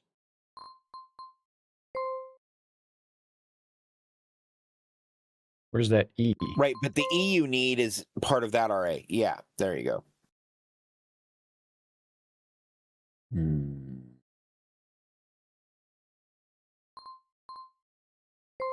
Ferrari? That's the word that was in my head too. Because it's Ferrari, isn't it? Yeah, but where are we getting the RI from? We have an I here, but it's not in the right spot. We have an I here, it's not in the right spot.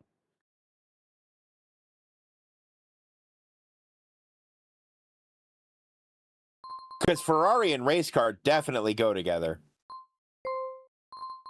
Like, that makes sense, is what I'm meaning. We have the wrong Daytona. That's okay. We had the wrong pieces. There's so many RAs. We had the wrong pieces in here. Okay. Yeah. All right. We got it. So that's the top. That's the race top. Car is the top. That's the top.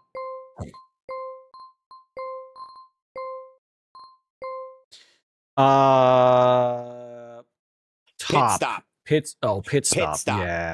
Yeah. Pit stop.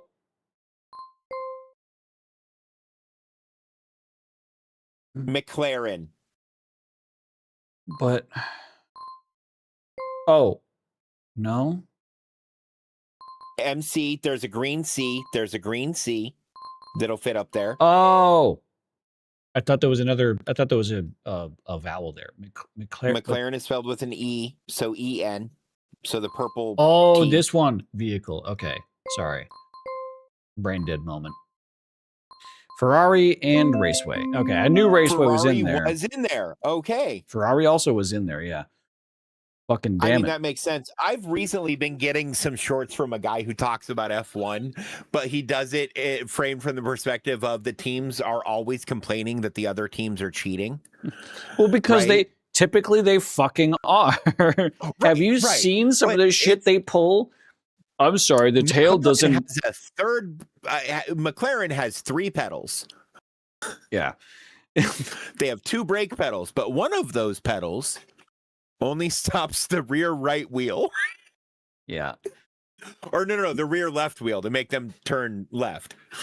The spoiler can't move itself by so many millimeters. I'm sorry, but the spoiler didn't get moved by so many millimeters. It just happened to flex and move by so many millimeters under the pressure of the airspeed velocity going the fuck over it. Because we know which direction your test tests, and we made it flexible in the other direction. Yeah. God damn, that shit is... I take it you've been seeing the same shorts from the same guy. And the guy with the clipboard just good.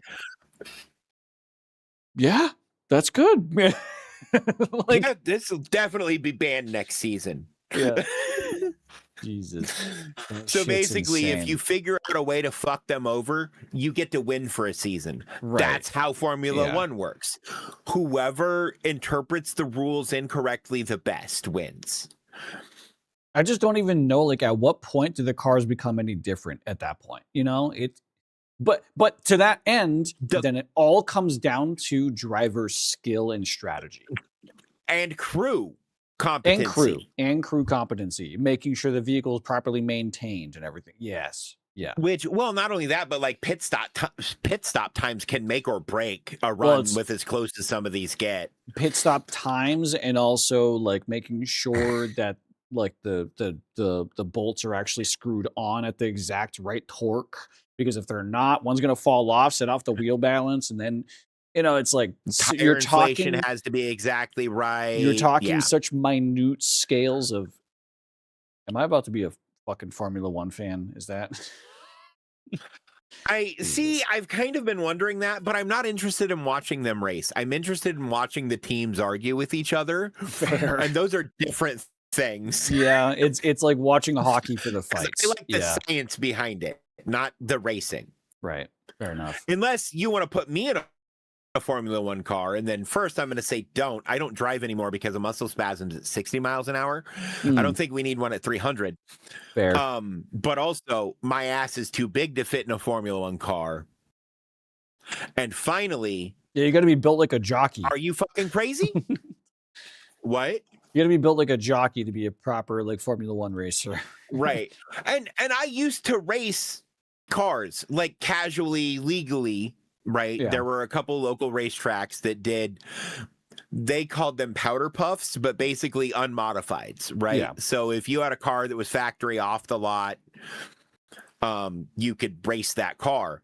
Well, I had a 89 Formula Firebird, which was only a hair's breadth different from the NASCAR stock car that fucking year anyway. Right. So I did a lot of winning, and that felt really good.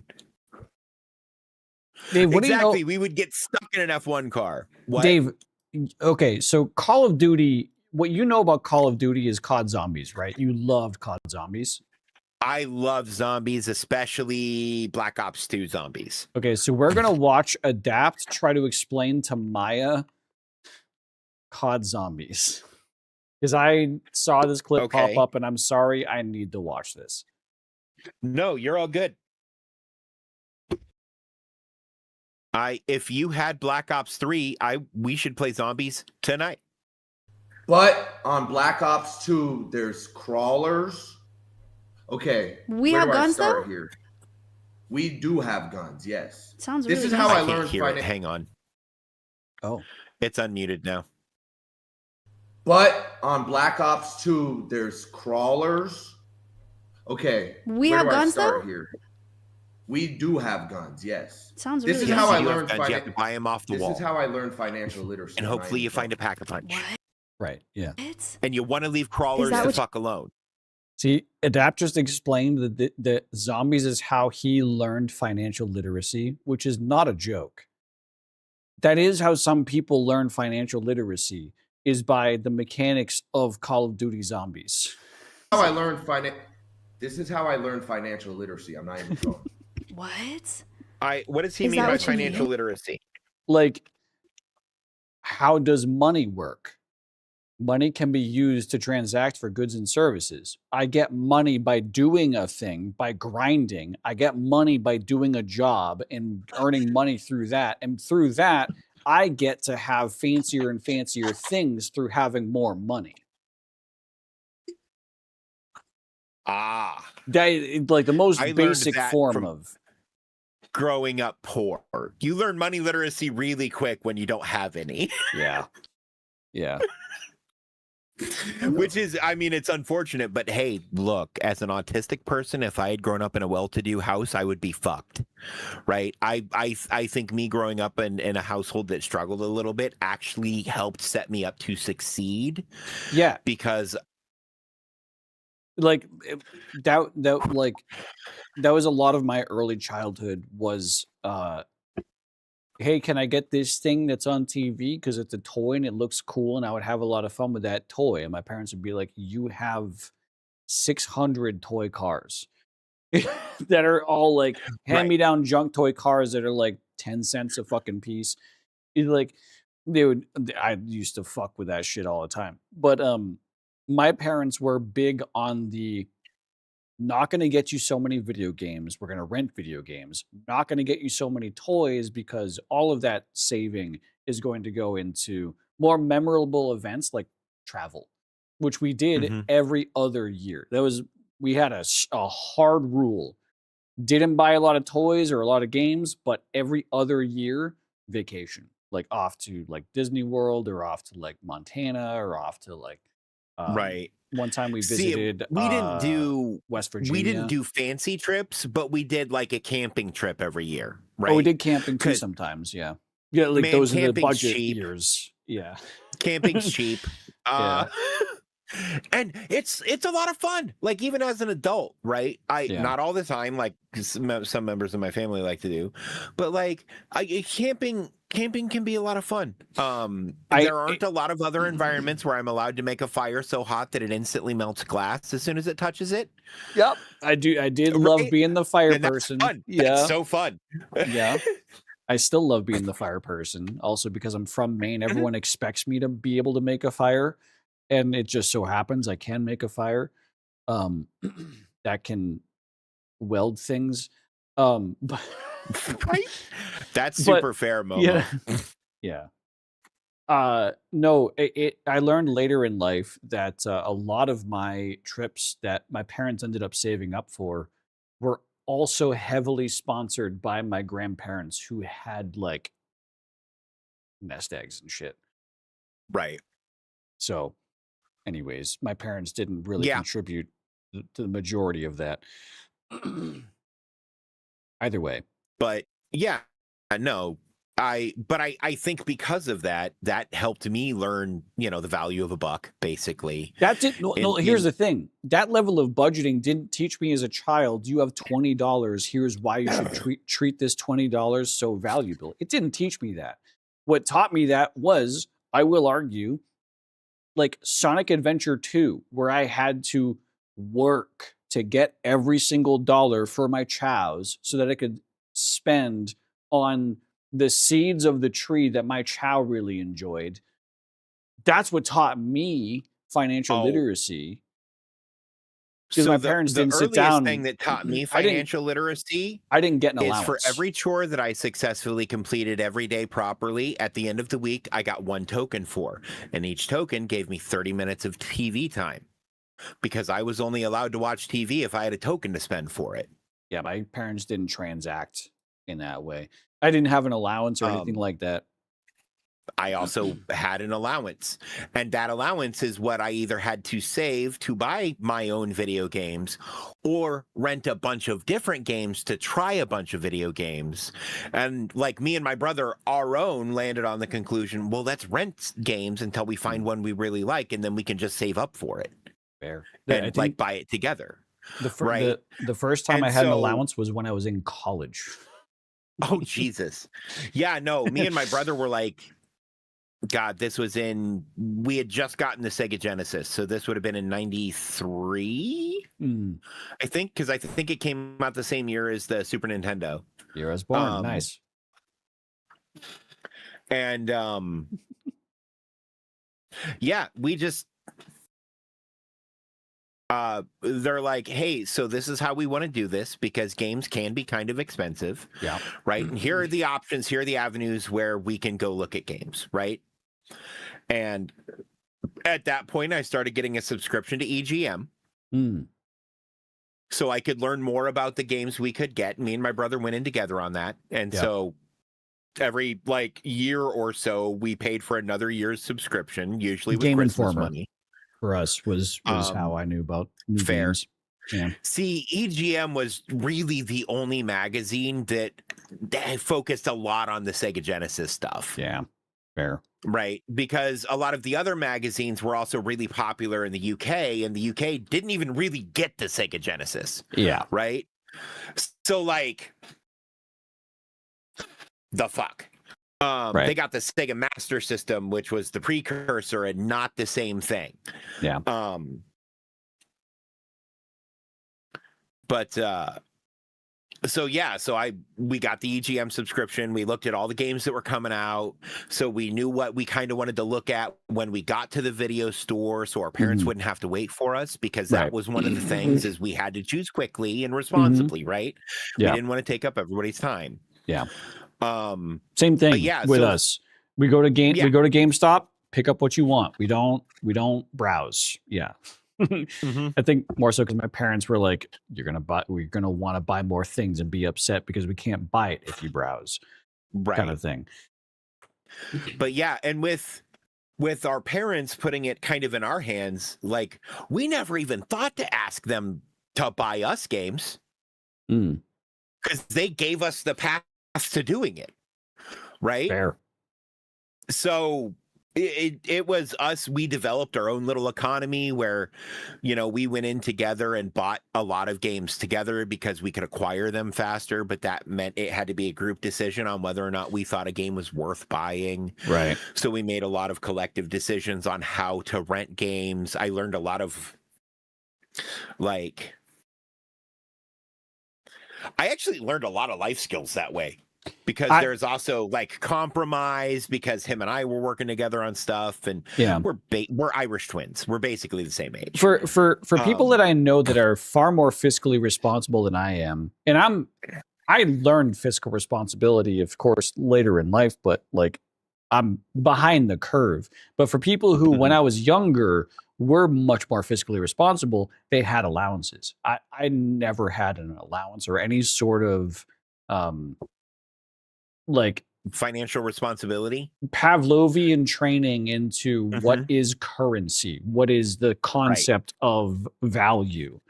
The only concept of value I got to expose myself to is we can't afford that.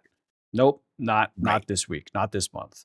The only like all of our consoles, NES, SNES, N64, our home PC, which is a gamer PC for Windows 98. It was a gaming PC for Windows 90.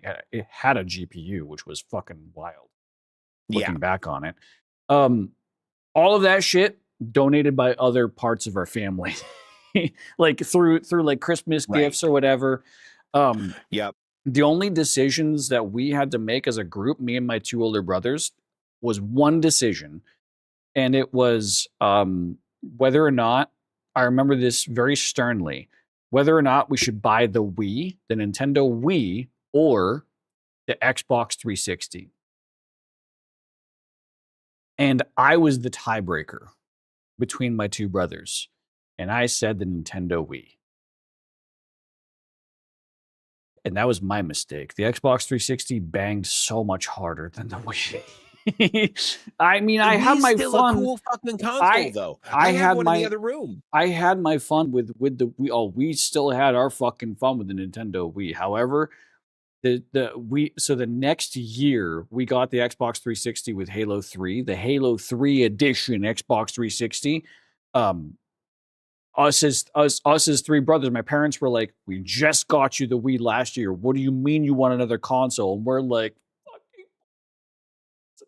and we gave up all of our Christmas gifts for my parents to just splurge on this one console plus game plus multiple controllers. It came in a kit.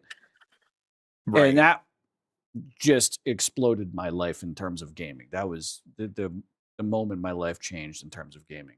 But the moment my life changed is when we got our Sega Genesis. No, I mean, like, here, but I only say that's the generation moment, prior to you, right? But I only say that that's the moment my life changed in terms of gaming because my life started with gaming. So I had the NES and SNES already when I was becoming conscious. I remember. How old do you think I am? I don't actually. The NES came out the year I was born, asshole. No, I'm just saying, like, my older brothers already had these consoles when I was becoming conscious. Yeah. So my life started already gaming. So my life in gaming changed with the Xbox 360 because that's when I got introduced to online gaming. Fair. And FPS shooters, which was fucking a game changer in itself. And for me, I'm to be fair, I'm a lot more into platformers than I think you are. I know you enjoy them, but 100%. 100%. I used to speedrun Sonic the Hedgehog. And I played Super Mario Maker, which is a thing only masochists and dumbasses do. I always need to play an FPS. I love my FPS. Right. It's why every once in a while I still re-download. Is a Metroidvania, among other things. It's a platformer, right? So, like, every once in a while I still go back and play some Half-Life 2. Like, I just have to. It's an itch. I have a need. Fair. But yeah, no. So that's, for me, that was when the Sega Genesis came out, because we had the Atari up to that point. Mm-hmm. Right. And so going from Atari, where you're playing games that are very conceptual and like mostly theater of the mind, right? Right. Yeah. Or very literal, like Pong. Yeah. Right. And then jumping from that into the Sega Genesis, Game changer, literally. Huge with the screen scroll and the momentum mechanics and everything else. I went, because I hated Pitfall. Pitfall is one of my least favorite games of all fucking time. For the Atari Jaguar 2600, to be clear. The Nintendo port is actually pretty good. But the problem is hardware, right? Right. And so that's kind of what got me interested in hardware, because I'm like, wait a minute, these two machines are basically the same size, but this one can do this and that one does that. Yeah. Foot remembers Pitfall. Yeah, no.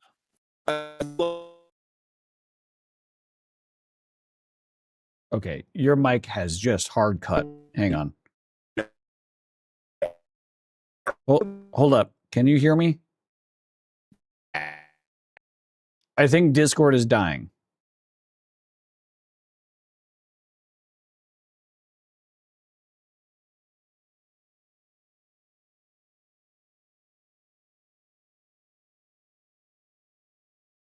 You guys can hear me, right?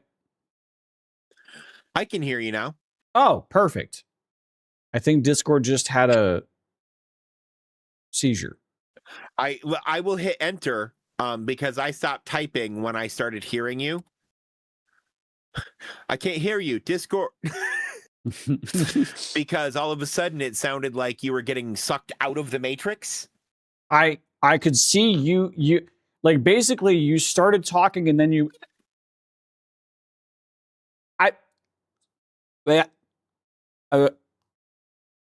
yeah, like that's I was like, oh. I also became conscious of my fam had an Atari and an NES. Here's like fair. I think you're a little closer to my age than you are Zach's age, though, aren't you, Foot? I don't know your age, Dave, so I couldn't. I'm 40. Tell you. I turned 40 this year. Okay. I'm 32? I'm 32. Oh, Foot's 39. Oh, fair enough. Yeah. Yeah, so Foot knows exactly what I'm talking about. Going from the Atari to a console that was next gen, which would have been the NES or the Sega Genesis in the States, or the NES or the Master System.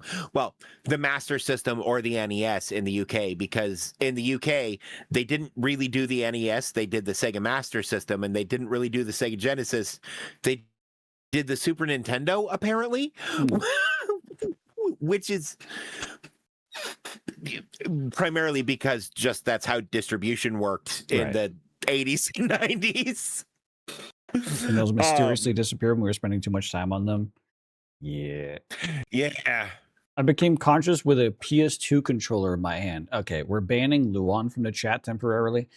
No, so like for context, the earliest moments that man, Unreal Tournament was so cool. Like, Unreal Tournament was the cool game, though. Like, if you were, like, Foot can attest to this, because Unreal, like, I only know this from Legend. Or you could do whatever. I only know this from Legend. Unreal Tournament was Unreal Tournament and the original Red Faction. Because in the original Red Faction, there was online multiplayer lobbies that the game had set up that you could just join, right? Oh, like even old school days, right? They had weird dial-up networked lobbies, right? That you would dial into like the server, and then the server would be like, "Oh, I'm going to pair you with these people. Go fucking have fun." And it would set you up with an IRC chat, and basically, yes. But the cool thing about Red Faction lobbies is, as a general rule, everybody had the same two thoughts. Man, I wonder how far I can dig into these walls to make people wonder where the fuck I went. And two, man, I wonder if I can dig into these walls to get on top of a room and shoot people as they pass through. So the game was super passive. Right. I didn't really like dealing with other people, but in Red Faction, you didn't really deal with other people. Like even in multiplayer, like you shot someone when you saw them, but for the most part, everybody was just being a dwarf and building a little cave. I think the first multiplayer game I ever played was Age of Empires 2. The first multiplayer game I ever played was for sure Age of Empires. Because a friend of mine's dad played Age of Empires because I've always been an old fucking man.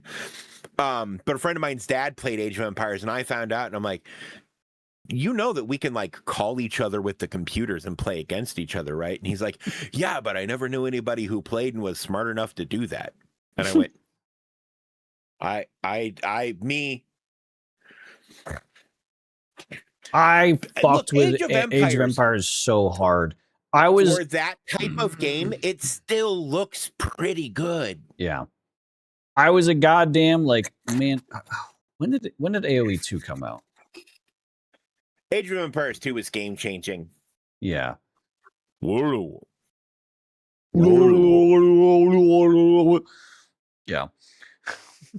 And the fucking Erebus. the command to summon a fucking Erebus.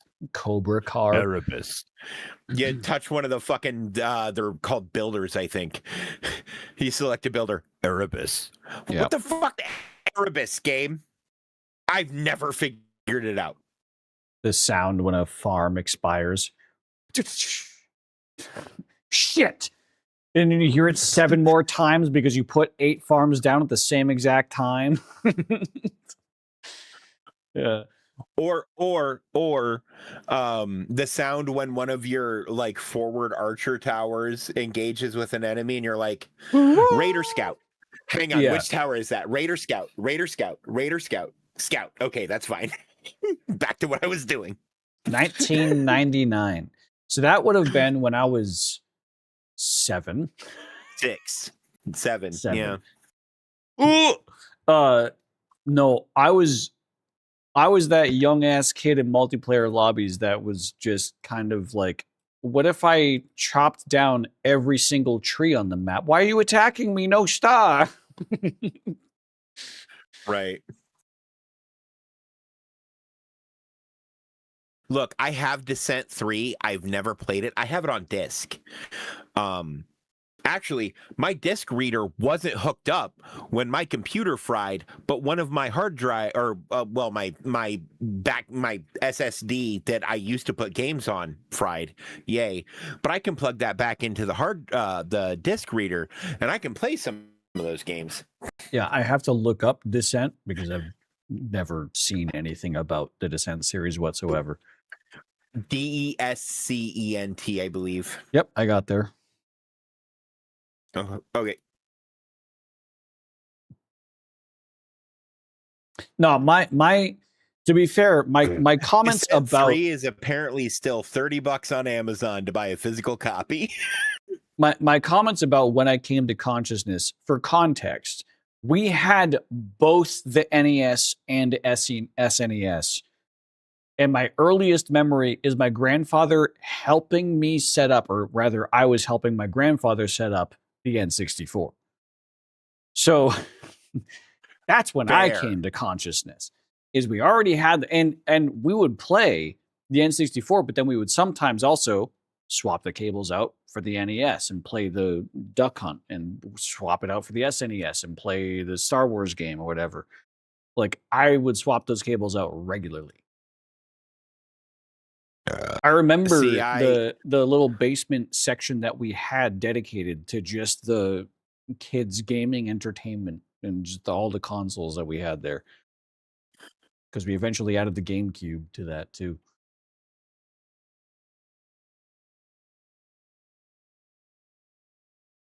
Yeah, that's right. It was published by Interplay. And then later published by Atari, I think. The Descent series. Wow. All I want is a Mech Warrior 4 remake because the campaign was so good. I want an actual true to form, like an actual IP revive of Chrome Hounds. But I'm not going to fucking get it because Sega's dead as a publisher. They're not really, but like in terms of their like weird esoteric IPs, they're not doing anything with fucking Chrome Hounds anytime soon. In terms of, and I only mentioned that because Mech Warrior, like Chrome Hounds, is kind of similar. Anyways, let's finish this clip. Yeah. Yes, because like you start and you need to see your points. Your points is essentially your money, right? Okay. And you need to be able to think, okay, I need to keep X amount of points to open the door to unlock certain parts of the map. And I need to keep a specific amount of points to also get Jug so I could go further into the game so I have more health. And then I need to keep a specific amount of points if I want to gamble and hit the box or do the MP40 wall buy. See, he's throwing out terms that there's no shot she understands. Or update or pack a punch. Right. Like Jug, which is Juggernaut. See, I know exactly what he's talking about. I played the fuck out of this game. Or you gamble on the box, or like you hit the pack a punch. Which is rolling for a new random weapon. You can also buy the MP40 off the wall, and he's specifically talking about the map in transit there. And then, is it worth your time to hunt down the pack a punch? Is the wave stage too early, or can you can gamble on the box, the pack a punch? Like, so he's explaining why zombies taught him financial responsibility. I'm telling you, it's like maybe I'm putting too much information out there to start, but it'll be good. Okay, well, I guess she doesn't really have much input on that in that clip, apparently. Thank you, Yoxic. She to be fair, stepping out of the perspective of somebody who knows all of the game specific words he says, he didn't say anything. Well, he gave no information. He was explaining how COD Zombies taught him financial responsibility, which is right. To a Call of Duty player, you hear that and you're like, you got to hold on to your cash. You got to save up to this amount before you go through this door. You have to have this much money to make it worth it. Because once you get through that door, you're going to have more zombies to deal with, but you have access to this gun on the wall, the MP40. You're like, so it's right. I get what he's saying as a COD player. Like that. I know what he's saying, but like if you take it from her perspective, where she doesn't know any of the Call of Duty words, he's just saying words. He's just making noise at her. Yeah. You got to save your points for the Jug, and you got to save your points to gamble at the box. That shit doesn't mean anything if you don't know what it means. You got to know what the box is. Does she know what the box is yet? Probably not, based on the look on her face where she's like, huh? Right. Yeah. The whole time. And rightfully so. Also, apparently, that was fun. Shout out Maya. She's apparently giving a TED Talk on animal conservationism, like an actual official TED Talk. She's being hosted on the TED Talk show. And she's working with the producers of TED Talk to see if they can live stream it on Twitch. Because apparently that's something that TED Talk has never done before, is live stream one of their TED Talks. That's sick. That's insane. That could be big for Twitch, though. That's big for Twitch, but that's actually fucking insane for Maya. It's huge for Maya.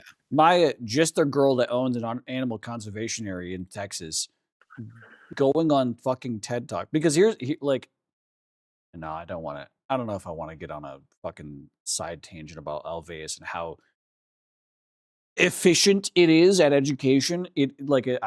Right. It's so good. It is good. It is good. Chat, animal conservationism. It says at the top. Anyways, it is.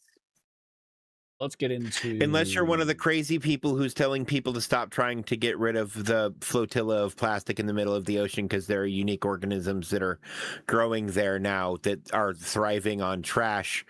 You're crazy. We still need to solve that problem. We still need to and it's not a thing that's going to be solved overnight. You'll have plenty of time to do research. Maya's on the side of remove plastic from the fucking oceans. I'm sure she is, because that's the side of common sense. Yeah, right. And you know me, I don't talk politics unless it's something that just from a common sense ground is like, well, yeah, duh. Winnie Plushie The fuck? There, Winnie is yeah. Winnie is the ambassador at Alveus Sanctuary for moo cows, and there is we discovered on Tuesday there is actually a Winnie plushie that can be purchased that actually gives contributions to Alveus. I found a Sam Adams. I don't like warm. Fair enough. Yeah, Winnie is an Angus moo cow. It's that one. Old Fezziwig. Damn. I didn't realize it was a spiced ale. You should definitely drink spiced ales cold. Sorry for your loss. So I'll be refrigerating that and drinking it later. All right. Oh, shit. That looks like potatoes, cheese, and pork. There we go. Rich, thick yam porridge cooked with tomatoes, peppers, onions, and a blend of spices. The yams are simmered until tender and creamy, absorbing the savory flavors. Palm oil enriches the dish, giving it a vibrant flavor, vibrant color, and unique taste. Okay. So here are other pictures. Okay, sometimes with shrimp.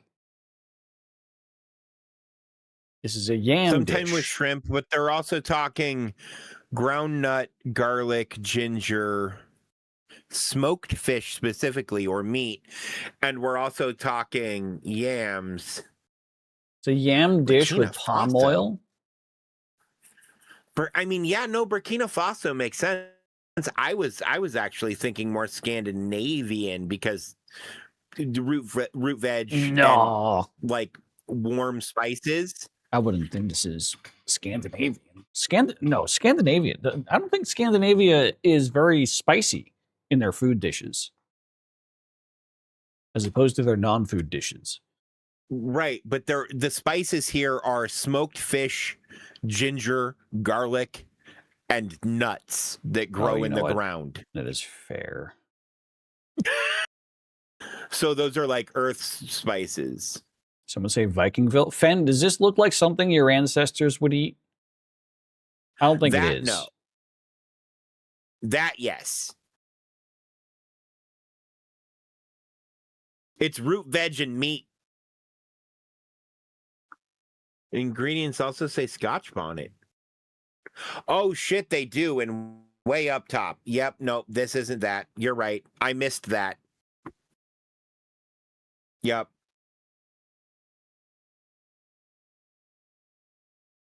I don't know what a Scotch bonnet is. Wait. They say crayfish. This is the U.S. Oh, like Louisiana. Like Louisiana. And this looks like some shit that they turned into gumbo that's from somewhere else. Luan? Potentially.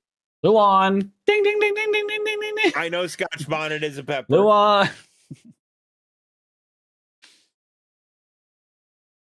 But it's a pepper they wouldn't have had access to in Scandinavia. The only thing making me think Nigeria is yams and fish. That's fair. I don't think yams are really a U.S. thing. They're a southern thing. Yeah, to be fair, I am Northeastern, so fair enough. Because sweet potatoes are yams. I'll say U.S. I'll guess a U.S. here. First off, never pronounce it crayfish. Does this reinforce my crawfish? It's crawfish, y'all. We're having a crawfish ball down here in New Orleans.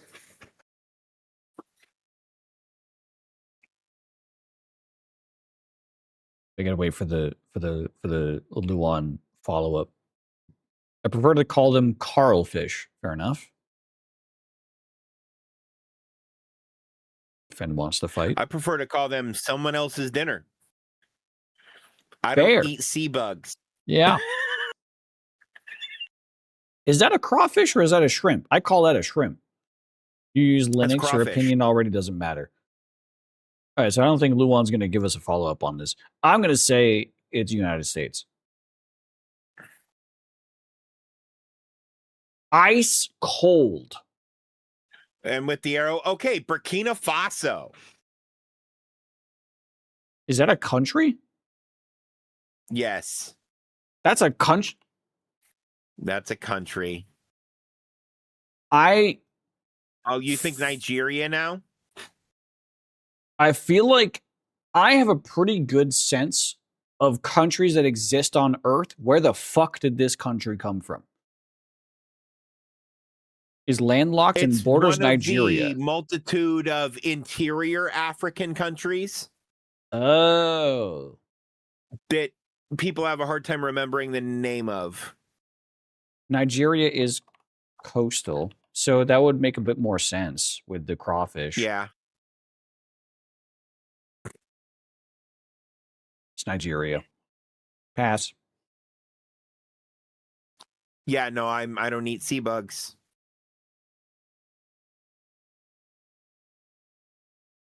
Fair enough. And it's Nigeria, Benin, and Togo. Fair enough. Oh, I need music playing. All right, next round. Sorry, you said I need music playing, and the Robot Chicken theme started playing in my head.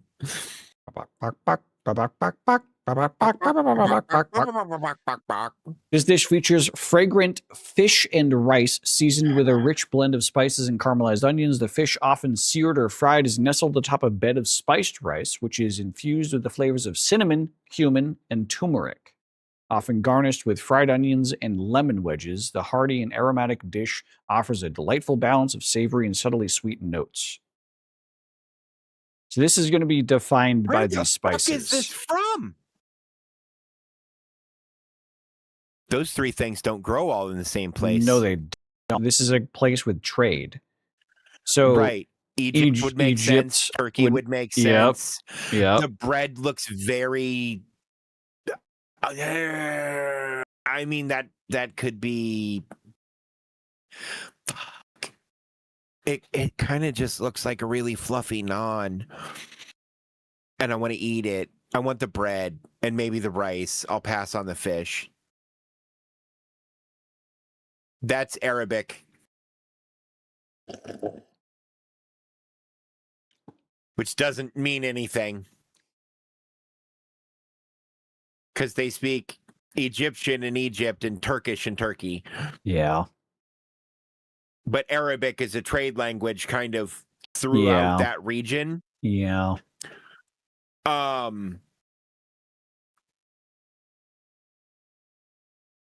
What's on the fork? That's not lipstick. Purple. What's on the fork? It's lipstick.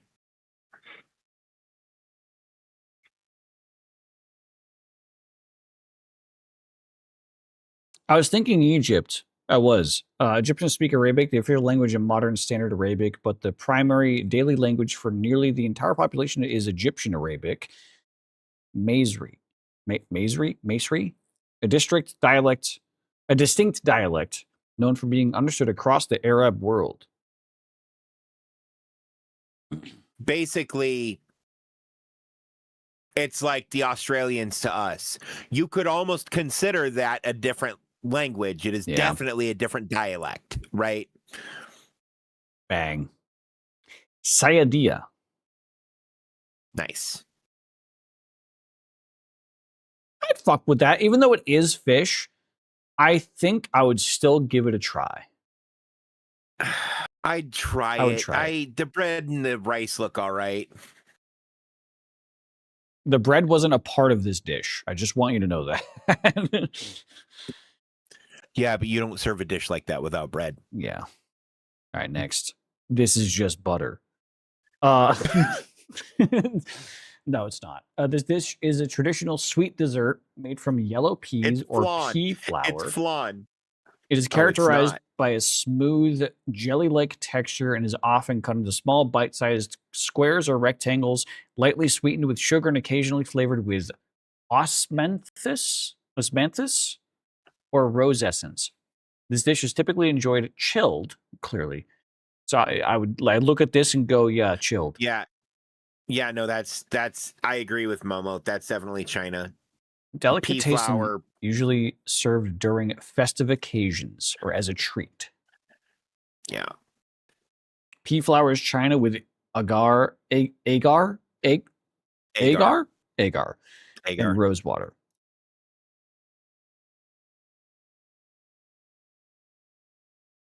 Because China. at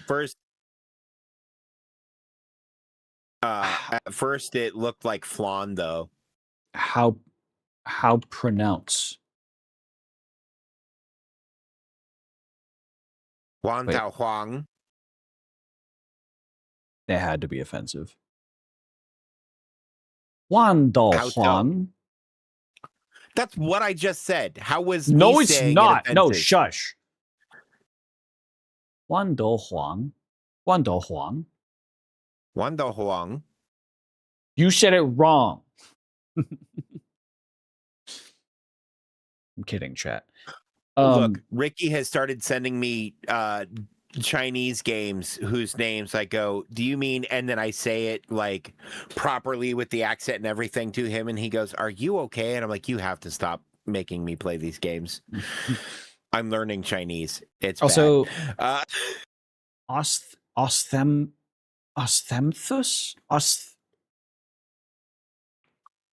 Translate. That H is just silent. It's probably just Ostamthus. Ostamthus is what Google is saying. Native to most of East Asia, known by its non-fancy name as devil flower. I know how to say that from the legend of Zhenhuan. I don't have my glasses on. Don't ask me to spell it right. Fair enough. Wait, did you spell it wrong? I would never ask, and I don't know. Wait. Oh, it's not on this page. The ingredients aren't on this page. Yum. Yeah, no, I'd try it. I'd try it. Have you ever had? I don't know if you could try it now. You could try that. Yeah, I could try it. Yeah, 100%. You could try that. I don't think you could try flan. Did you ever try flan? No. Flan's weird because it's like a weird like milk butter jello thing almost. Osmanthus. Oh, there's no T. Okay. So what is a flan? Creme caramel. Classic dessert of creamy custard with soft caramel topping made from milk. Yeah. Eggs, sugar, and vanilla baked in a water bath and inverted before serving so the caramel sauce flows over it. I've seen this on MasterChef. I've seen people cook this on MasterChef. Plain as a custard. If you get one that's made correctly, they're delicious. If you get one that's made incorrectly, they taste like a really bad egg custard, and that's awful. So it looks like the dairy-free recipes for flan include a lot of coconut. Yep. Coconut milk, I've had coconut dairy-free sugar. flan. I liked it, but I like how coconut tastes. Fair. All right. Final score. I'm sure we did really good. Yeah, we banged. Yeah. Fair enough. The collective brain of my chat being kings at this shit. Let's do plate off. Dave, you had sweet sticky rice with coconut custard. That sounds because delicious. The texture sounds awful. It sounds like it would taste good. The texture sounds terrible. Nachos versus Ketfesset slash mackerel of Westerville. Oh, hang on. I'm probably going to pick the one on the right. So my friend Zeffy is from Hungary. She's the one who drew the. Okay, I get why there's black olives on the nachos. Everyone stop freaking out about it. Okay, it's salty goodness. She drew that. She's the gal who drew that. Oh. And she talked to me about why is there only salsa on one end? Because you dip it in the salt. Food stuff. I love black olives. Listen, if you think nachos are pouring every ingredient over every chip, you're wrong, because there's gonna be chips that don't have any fucking ingredient then. If you have the salsa on the side, and you take the chips that have partial ingredients, then you dip it in the salsa, because then at least you have chip with salsa instead of just raw chip. Am I wrong? So I don't want raw chip when I get nachos. I want nachos, not raw chip. Fair. Also, I'm offended that you're comparing olives and grapes to one another. They are entirely different. The flesh is a different texture. Yeah. One has a pit and another has seeds, unless you get the seedless. One grows on a tree, the other grows on a vine. Like, I never had olives until my adult life, and then when I had olives, I went, "Oh, I get it." Not for me, but I get it. I understand why people like olives. It's a salty, briny, like. I use olives as a thickener in my marinara sauce. If you had a naked chip, that's your fault. It's not my fault. It's a strategic error by the restaurant. The texture is horrible, but if you blend it until it's paste and then add it to tomato paste, which you made yourself by blending boiled tomatoes, then you don't have to reduce it as much, and it adds a salty, earthy umami to the sauce without having to add meat to get that, right? So olives are really good for making a meatless, like, pasta sauce that also has that umami. Luan, if you want to go like the vegan route. Luan, I was going to hit you with the, I think you should leave fully loaded nachos bit. However, the fact that the only clip I can find of that bit is on Vimeo means I would get DMCA'd up my ass. But look up, I think you should leave fully loaded nachos. And listen, a naked nacho chip is not the grabber's fault. It's either the fault of people at the table being too fucking greedy, or strategic error by the restaurant piling their nachos too high and only putting ingredients on the top of the nachos and not mixing it up.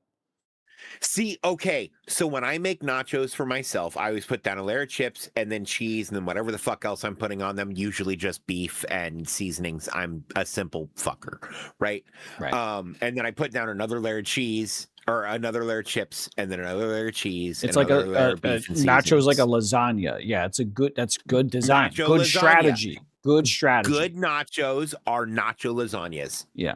But I will also accept some ingredients being on the side so that if you do get a naked chip, you can scoop. Mm-hmm.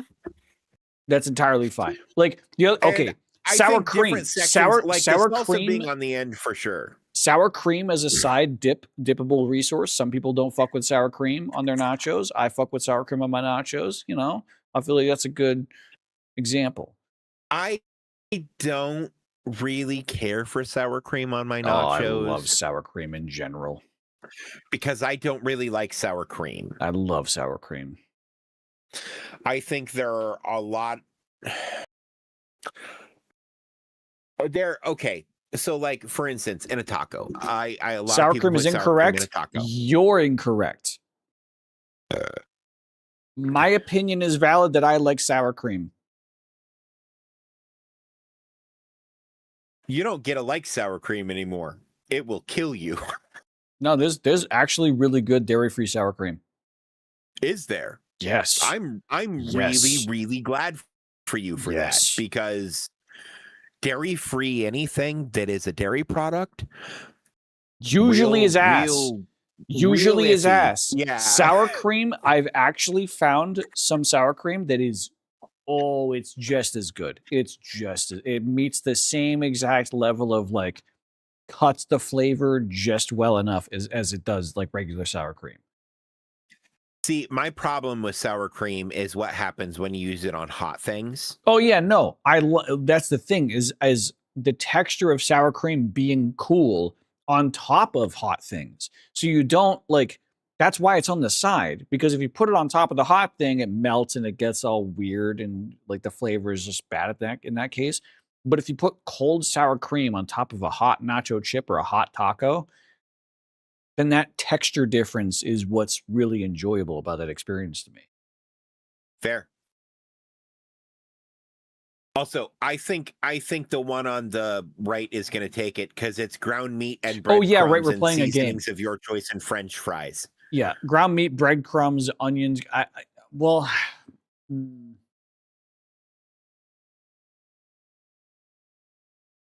here's the thing: olives are optional. The one on the right is a deep fried cheeseburger and French fries.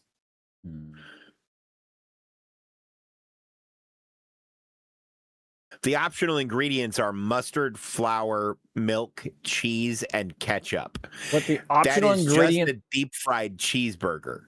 The optional ingredient on the nachos is literally nearly everything that could possibly be divisive, with the exception of jalapenos. So because some people might not fuck with spice, with that I will agree the right probably wins. Because it's non-spicy, non-jalapeno. And also the just looking at the two together, conceptually, I think nachos wins. But looking at these two pictures, I would rather eat the thing on the left than those sad ass nachos. Yeah. Or the thing on the right than those sad ass nachos. Rather, also, you know what I meant. I would consider jalapenos optional on nachos. Nachos is just tortilla chips and cheese. That's the base level nacho. Else. Yeah. Yeah.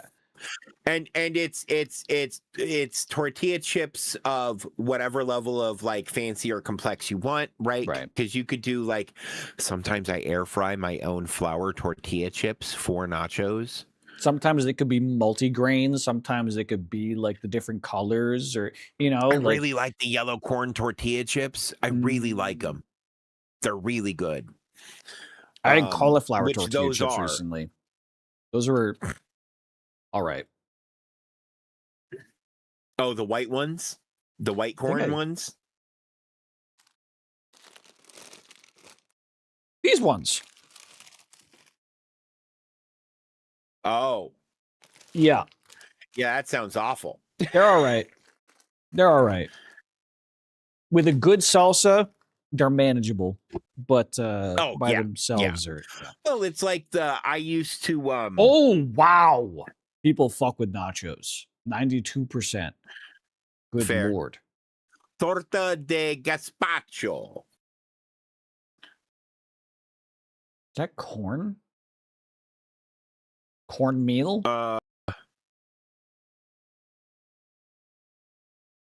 Versus suke napolitan.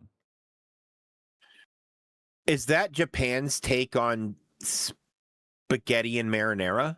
Boil spaghetti and prepare a flavorful broth with yes, but they're cooked separate. Holy shit. Okay, I'm going to tell you right now, I'm really interested to try the one on the left. Yeah. Serve spaghetti and broth separately, allowing diners to dip the noodles into the broth before eating.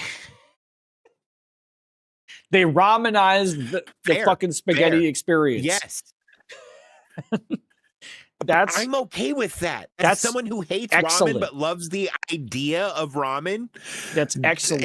If I can go to a ramen place and get this while all my friends are getting ramen, like that's manageable for me. Because I hate the I hate soy sauce.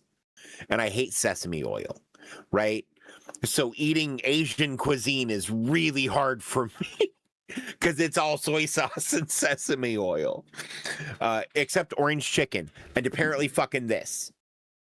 All right. So on the right, we have a dough from flour, water, and salt, baking until crisp. The dough is broken into pieces and added to a savory stew made from rabbit, chicken, tomatoes, peppers, garlic, and spices.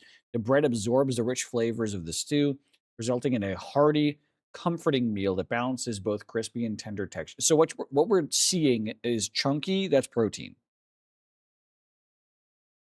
Yep. That's game. Yeah.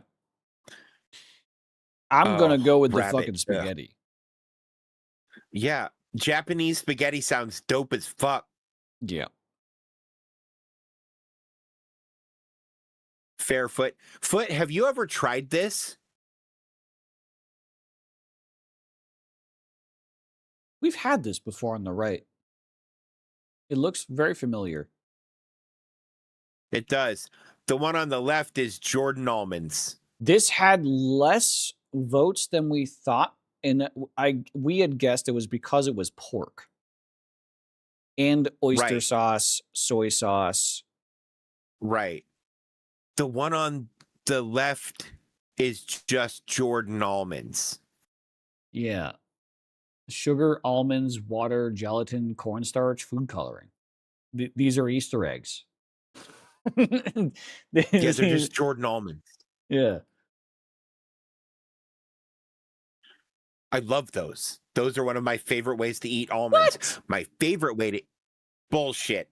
My favorite way to eat almonds is smoked almonds, though. The Blue Diamond smoked almonds. They come in the little cans. Yeah. Are the best. The best. Okay. I have not said that a single time in my adult life, Zach, and had anyone disagree with me, by the way. Because as soon as somebody realizes what I'm talking about and has tried them, they're like, oh, yeah. Yeah. No, it's like, I feel like almonds are universally enjoyed unless you're allergic. Mm-hmm. Anyways. I agree. And people tend to like them the same ways, which is why there are so many different varieties of smoked almonds now. Yeah. We have Bopis versus Brentar. Brentar Lee Mulligan? Wait, is that just oatmeal, cream, and raspberry? Spelt flour. Okay, so... This is oatmeal. Are you... This is oatmeal. Well, are you familiar with malto meal? No. Okay, you weren't as poor as I was.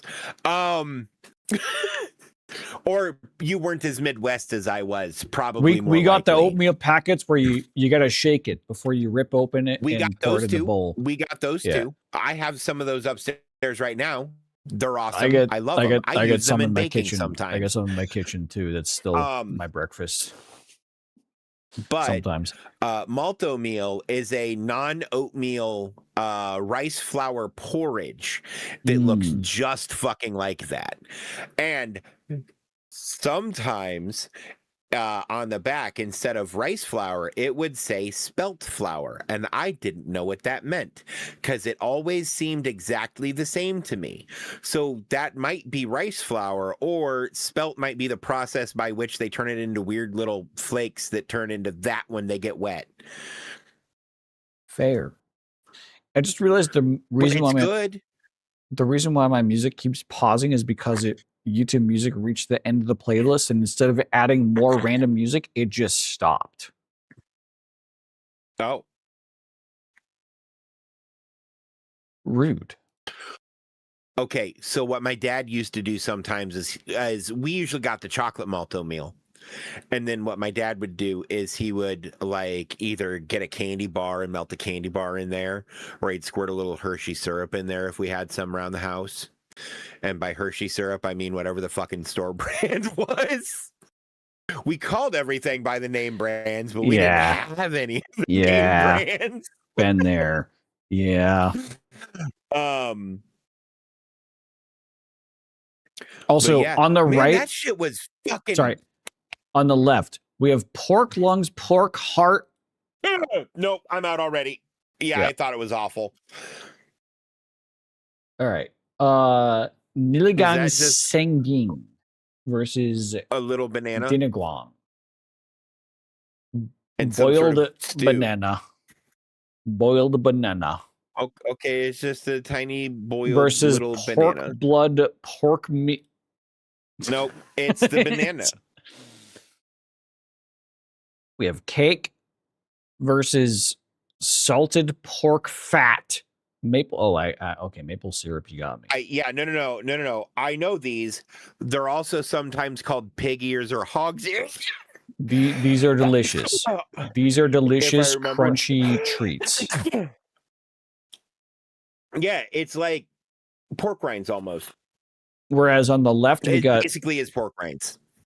We got curants, we got raisins, we got cherries, we got. I feel like dessert buff is not going to win here. It's going to be crunchy, porky, fatty, salty, sugary. Look, if people read the ingredients, I agree. However, Fuck. The cake also looked like a really good cake, and they had those little novelty Easter eggs that everyone loves. Is that just chopped tomatoes? Water chestnuts, red food coloring, or grenadine? Why? Why? Why? Oh.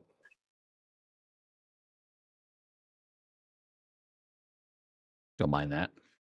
I hit a hotkey. I don't know what I did.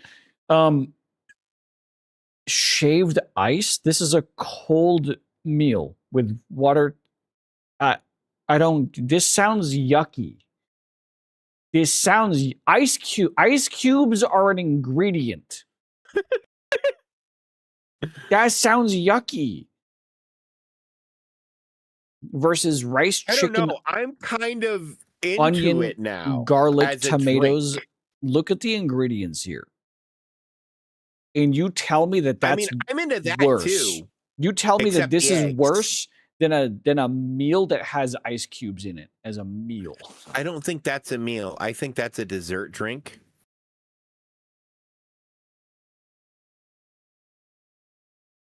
Let's see. Oh, fuck! I forgot that selecting something clicks on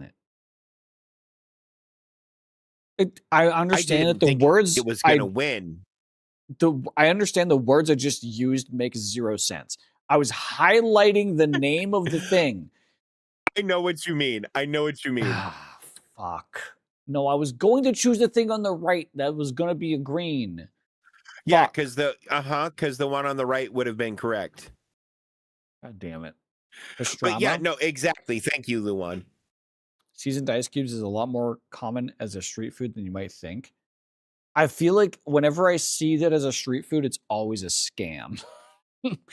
I never trust people who sell seasoned ice. Hey, look, I'm just happy they ain't so poor they're having sleep for dinner this time. Fair. I have done that. I have also done that. Lamb, mutton, not so much bork, in my childhood, occasionally in my adult life. Lamb, mutton, bork, beef, garlic, black pepper, coriander, paprika, salt, water, red. Okay. Beef mince, onion, garlic, beef stock, flour, butter. This wins. It has butter. I think the other one wins.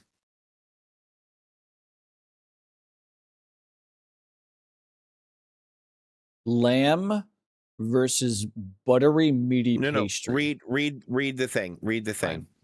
Dish features spiced and smoked meat, traditionally made with lamb, mutton, or pork. The meat is marinated with a mix of garlic, coriander, or pork. Yeah, because a religious factor. It's Romania. Well, not just that, but at the bottom, it also says it can be beef, right? So this could just be beef pastrami. That's not how it's... This is just beef pastrami, but Romanian. Written, no. Is enjoyed grilled or pan-fried, offering a savory, aromatic experience with a touch of smokiness. Perfect for a hearty meal. But then you have this dish features a flaky golden pastry filled with... This is a UK meat pie done correctly because it's Aussie. See, and I think people are going to see meat pie and go gross, but I like pastrami. And that both looks like and basically is pastrami. It basically is, yeah.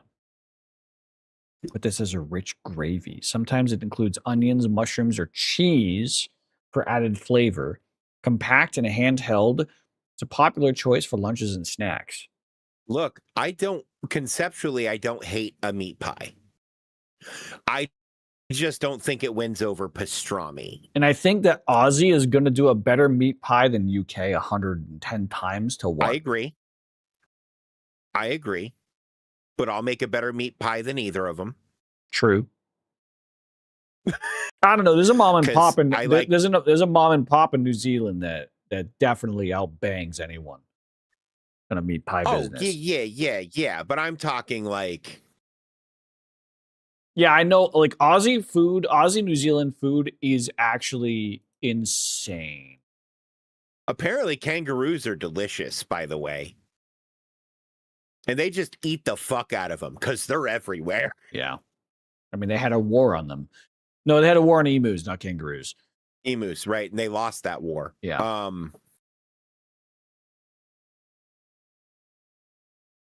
I want to say meat pie wins it because I feel like more people go for it.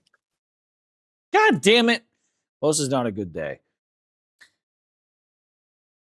Pile of white shit versus ramen noodles. Yeah, no, I think the ramen wins. Yeah. Unless the thing on the left is cheesecake. I didn't even want to look at it. That wasn't cheese. German sausages. Pork, veal, milk, eggs, breadcrumbs, salt, pepper, nutmeg. Good German sausages. Whereas this has wrap fish in taro leaves with... Yep. Oh, yeah, no. German sausage wins. Okay. If your first step is wrap fish in shit my food eats, yeah, give me the German sausage. Okay. I will, like, okay, we at least got a 6 out of 10 because I would have chosen the correct answer on one of these, but we still didn't do well. It is what it is.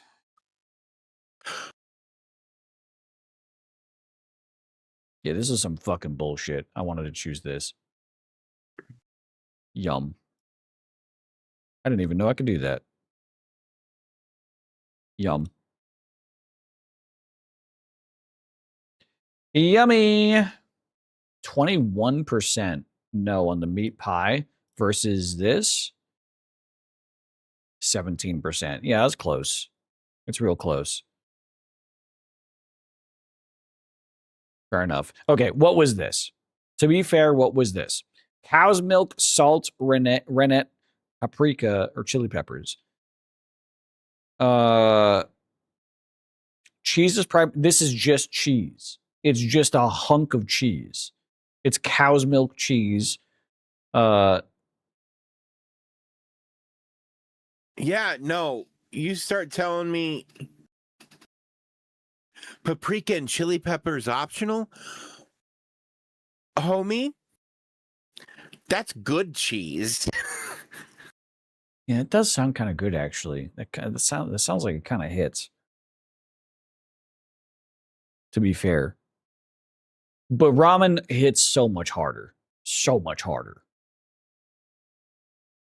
In comparison. Like, if I hit the yum on this, it's not that bad. Yeah, 20% isn't bad. But the yum on the ramen is like 8% yuck.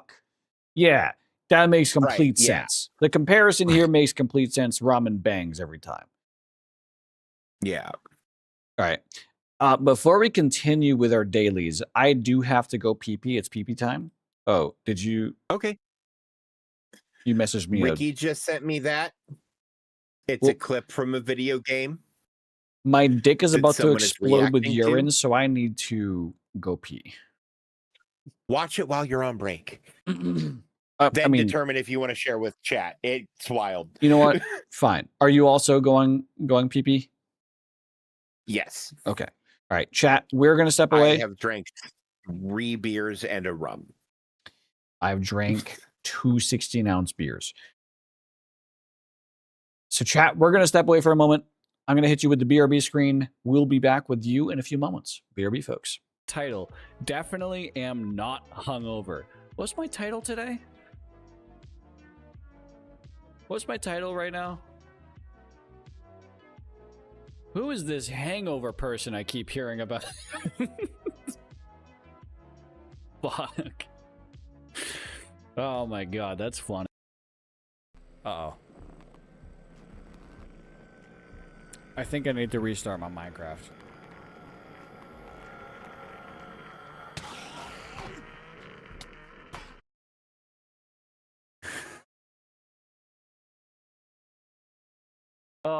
Oh, if only that came to fruition. Don't tempt me.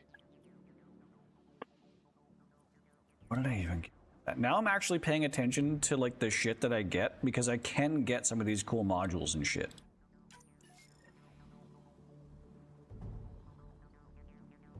So, where's the interface?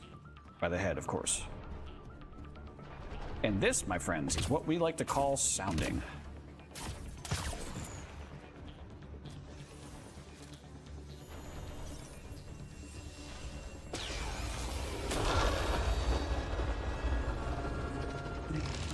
That was less than 10 minutes.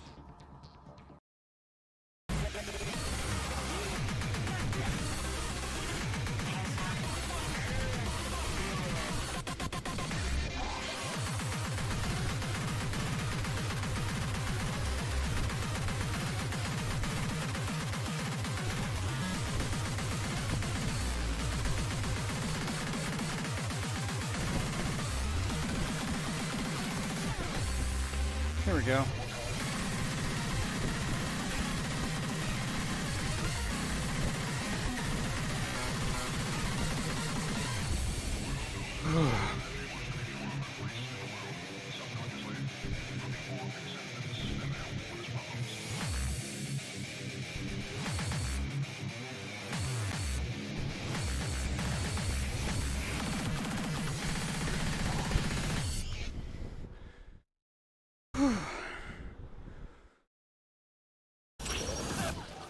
Like to get choked No, up no. by those thighs.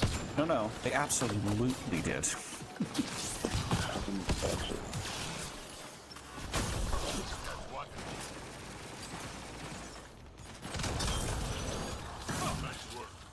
The one where they realized not everyone could have died and you looked for the emergency meet. Actually, that'd be better.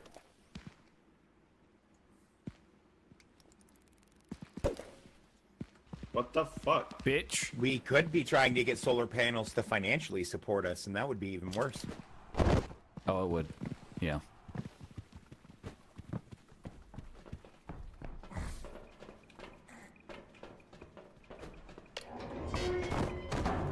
Oh shit! You got some good air there. S tier. Give me that 5G wireless installation, please. I would much rather have cell phone signal than properly working semen. Okay? I do not need functional semen. I only need 5G signal for my cell phone. Please and thank you. Appreciate it. Sick. Zoom, I feel like this is a bit intense. I feel like I should take the zoom out a smidge. Fuck it, we're doing it live. Oh no.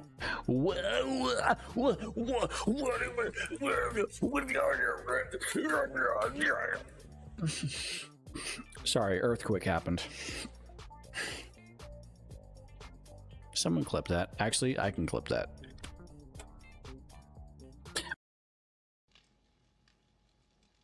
I owe you guys one magic trick. Okay? You know what? Let's cash in the IOU. There you go. I don't know you shit. One magic trick. How was that? No, you don't. You don't need a shotgun to take care of ghosts on the moon. Oh, wait. Oh, shit. I shouldn't have... Wait, no. I didn't mean to end collaboration. Yep, Oh, fuck. you did it wrong. Shame on you. Bad Zach.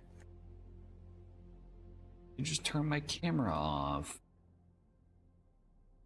Oh. Oh, yeah. You're going to have to re-invite me, brother. I re-invited you. Oh, there it is. He fucked both sides of the argument. Big Twitch is nothing but narcissist. Yeah, I've lost every ounce of respect that I had for Mitch Jones after that whole shindig. Any longer. Like, you know, Miz has asked me to stay quiet, but I just don't know if I can. Like, I actually don't know if I can. His reaction there was simply for the drama, simply for the clicks. Like that's why.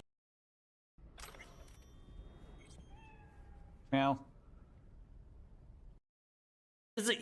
like that's the thing.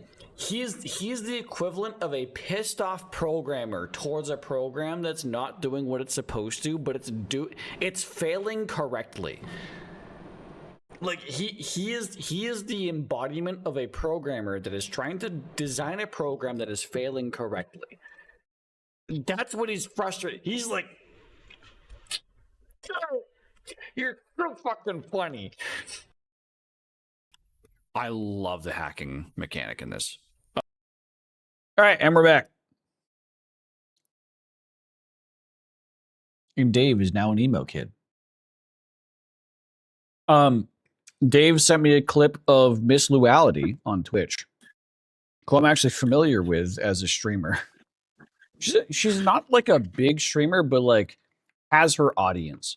She's very much a she's one of those streamers that is very much like a very brand friendly. Doesn't swear, not family friendly, brand friendly. Like there's a difference. Right. Like, so she's really fun. She can be really fun. But this is a clip that Dave sent me.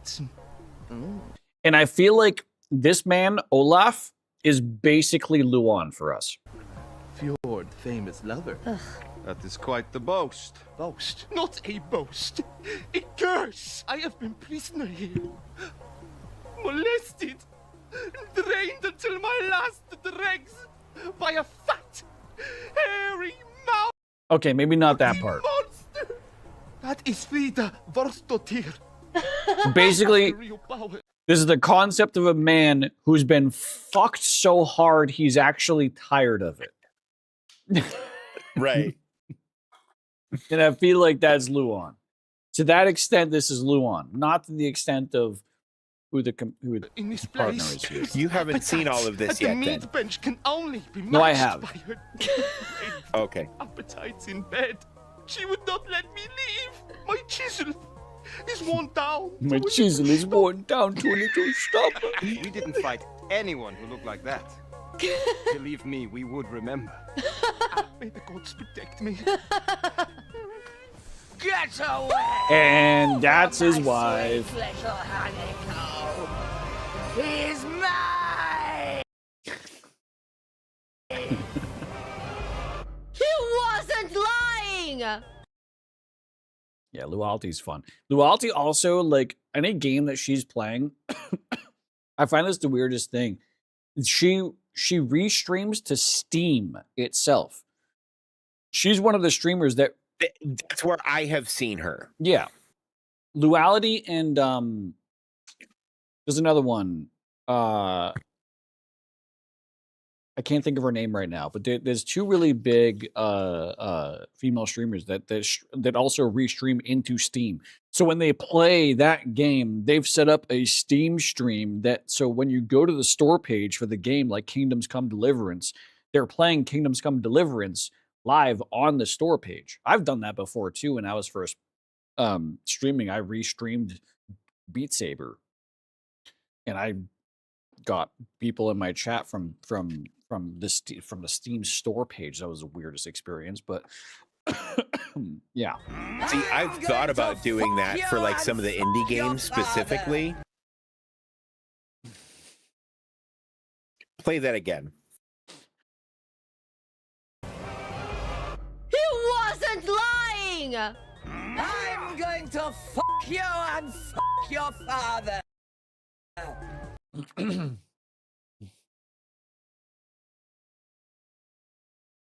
All right.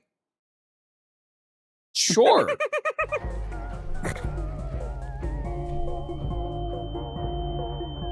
What?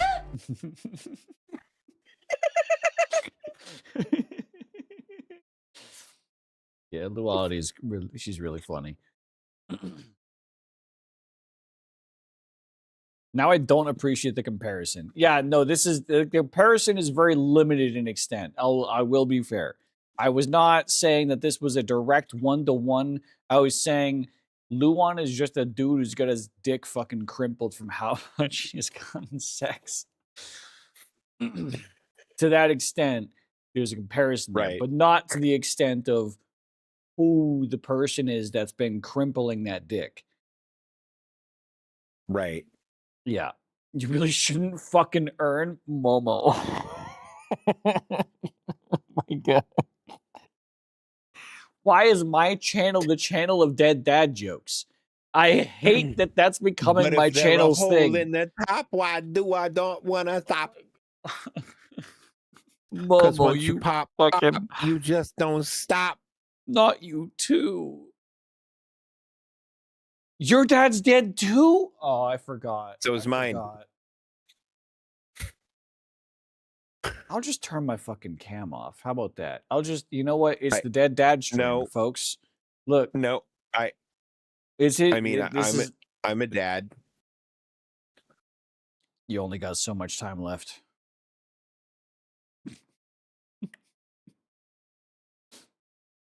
You can try to fuck my dad. She can't cream. He's just cremated. That's good. That's good. Okay. My dad died on Christmas. I'm allowed to make bad jokes. I feel like, you know what? I can't make any argument because my dad's alive. Okay. I'm restricted from making arguments in these jokes. Momo, I'm going to ask, did she come? I hear she only comes once a year. And did he enjoy it? Christmas only comes once a year. My dad died on Christmas. Missionary, I suppose. Gute Nacht, mein Bruder. Speaking of dead dads, I'm going to go sleep as good as mine is right now. Gute Nacht, mein Freund. And he went into hospice on my birthday. Nice. I'm going to sleep as well as Luan's dad as well. Hell yeah, as well. Got work at 8 a.m. as well. All right, fair enough as well. Yeah, they're going to bed. All right. Poktal.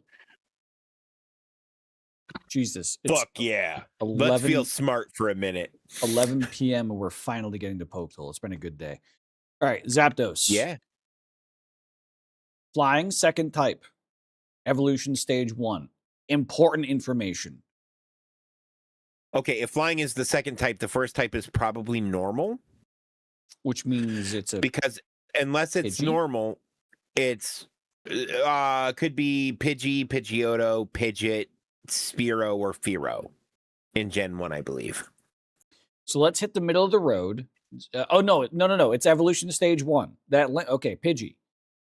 Oh, so that's Pidgey or Spearow. Yeah. So we're limited there. Okay, so it's Spearow. No, it is brown. Doduo? Is Doduo a stage 1? It's not a flying type. Oh, wait, true. is it? It is. Is it? And it's brown. Give it a shot. It's tall. It's bigger. It than is them, flying. So yeah, it is flying. Okay, oh, cool. you fucker. It's smaller than that, but it is grassland. What other fucking bird is there? Because if it's normal flying, it's just a bird. By the way, there are no other Pokemon that are normal flying other than just birds. And in Gen 1, Farfetch'd? No, Farfetch'd isn't basic bitch birds. Farfetch'd isn't brown. I mean, maybe it is. Maybe you would consider that brown. Maybe it's brown. Maybe it's brown. It might be brown. It's brown. It's Farfetch'd. Okay. Okay. Right. Yeah. I wasn't thinking of Farfetch'd as being brown. Yeah. Because to me, that's not brown. That's tan. Yeah. Or green. It's, anyways. Blurry card. That was a good one, though. I liked that one. Alakazam? That's No. Buzz. No, but Electabuzz. Electabuzz.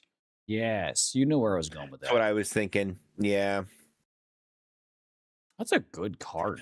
I like that card. Yeah. It's a good Oh, design. that's the Gen 1 art, I think. Yeah.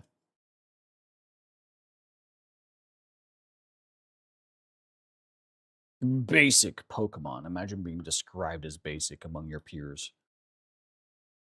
Pokedex. While apparently doing nothing, it fires punches in lightning-fast volleys that are impossible to see. Hitmonchan. Yeah. The only Pokemon with fucking punching gloves. Silhouette. Fish. Horsey? No. Seadra? Maybe. Ooh, could be a Dratini. I'll get the Seadra out of the way. Okay. Could be a Dratini. This could be Could the be a head. Dratini. Yeah, no, it's a Dratini. It's a Dratini. Yeah. What? That's a weird focus in on the silhouette. They don't usually focus in like that. That's kind of Give you the whole top of the head. Yeah. yeah. That's what was The last time we throwing had me off. Dratini on the silhouette, it was just the fucking tail. Yeah, right. Which, come on, how many Pokemon have that tail? Lots of Yeah. them. Yeah. And what's classic? We did that already.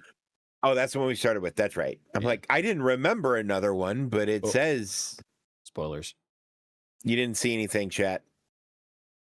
Do we want to do the other one? Where the fuck is it? Game duel character. Weakdle. Ooh, we should do Weakdle. Electric, grass, steel, rock, psychic. So I feel like steel and psychic are going to be the more interesting things to pick up. Fire interacts with most of those. So we want fire mixed with something then. Right. And if we make it fire, What if it's fire ghost, lamp turn or whatever? Moltres? Lampent? No. Lampent. Lampent. Psychic is good against fighting. Grass and electric is good against bug. Steel and rock can fuck up fighting and bug. All right, we're just gonna throw a guess on the table and see what happens. Okay, it's neither ghost or fire, but we do have some abilities. It's here. got a lot of the right numbers though. It's steel or psychic. That's 2x. If psychic's doing 2x, then it's fighting and something that doesn't take damage from grass. Fighting steel?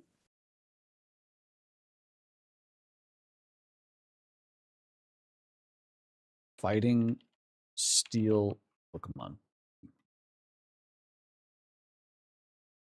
Wait, Lucario's fighting steel? I didn't know Lucario was steel. I knew it was fighting. Okay, cool.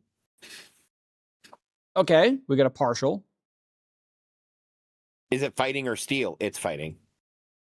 No, it's steel. It has to be steel.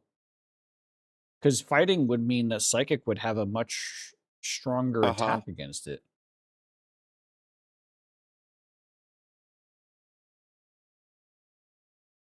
I mained Lucario in Smash Ultimate, by the way. Nice. And I never liked doing it. I merely felt forced to switch away from my usual main of Mario because Smash Ultimate had an actual tier system of these characters are better than these characters. And Mario was at the bottom of the rung.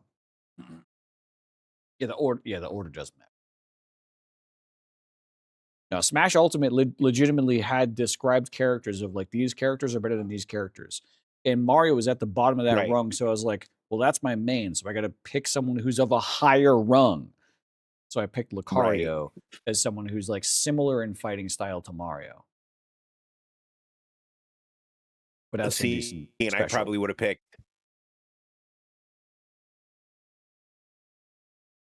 Marth. See, any of the sword characters I always found too slow for me. Oh, see, I mained Link, but Link is the go-to for noobs. So he, like Mario, is underpowered, right? So you have to pick Marth or what's the other one? Zane are the two A-class swordsmen. No, Marth and Roy. Roy, yes, yeah. Marth and Roy are the A-class swordsmen. Roy is faster than Marth, but Marth hits harder, and Marth has this weird timing thing with his sword hit. His power sword hit, where if you time it correctly, you can full smash someone off the edge if you time it perfectly from 0 HP. Well, and you can also busted as fuck. I think this will be us talking about the same thing, but if you have the timing right, you can hit somebody with the sword multiple times in one swing. Yeah. Okay. Which I could probably get the timing of that down. Because it's the that right. But no, it was the because he has the side A that's the but then he also has the like the big like heavy sword hit that if you swing that and hit someone with the exact tip of the blade as it comes down, it does more damage than if you hit with a shallower part of the blade. Incredibly sophisticated mechanic. You have to like properly layer in time and like movement, and it's crazy. Well, and because of the shape of most of the hitboxes now, it gets so weird. That can cause multiple hits or make you miss even though it looks like you hit, or... Well, the fact that you could slap that down in midair also really, really helped. So you could like... jump and then feign double jump and then backwards do that move as someone was coming at you and just nail them in the fucking head as they were coming at you in midair, and they have no fucking choice but to get hit. Unless they side air dodge and... Sorry, I played too much Smash. Right. No, I haven't played Smash since 64, but I played the fuck out of Brawlhalla for a while. Which isn't the same game. No. But it's pretty close. Pretty close. Conceptually. Anyways, we got steel on the table.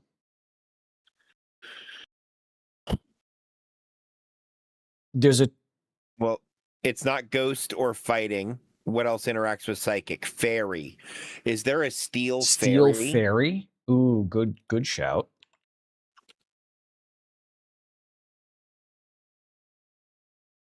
Klefki? Klefki. It's not steel, it's fighting. How is it fighting? Does steel weaken the psychic damage? It must.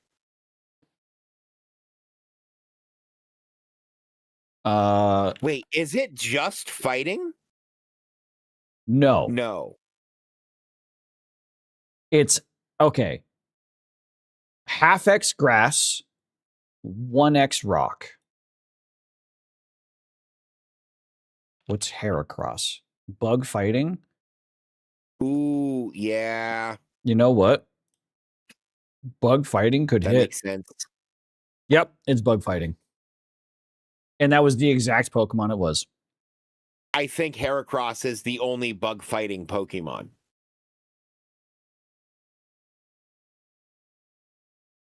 That's a very strange typing.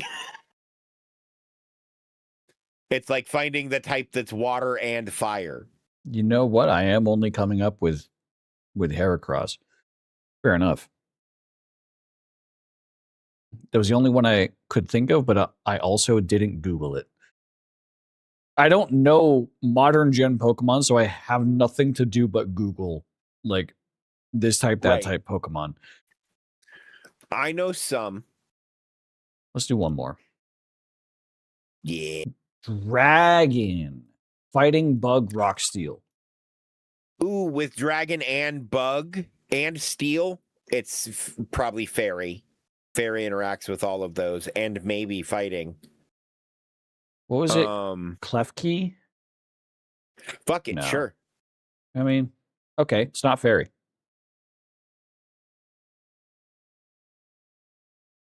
Lots of 1Xs and half X. One of those 1Xs goes with Dragon for sure. No, it doesn't. One of those yellow 1Xs goes with Dragon for sure. Because no, it it's doesn't. not Fairy You're or right. Dragon. Yeah, you're right. You're talking about this. I was thinking you were talking about it could be Dragon.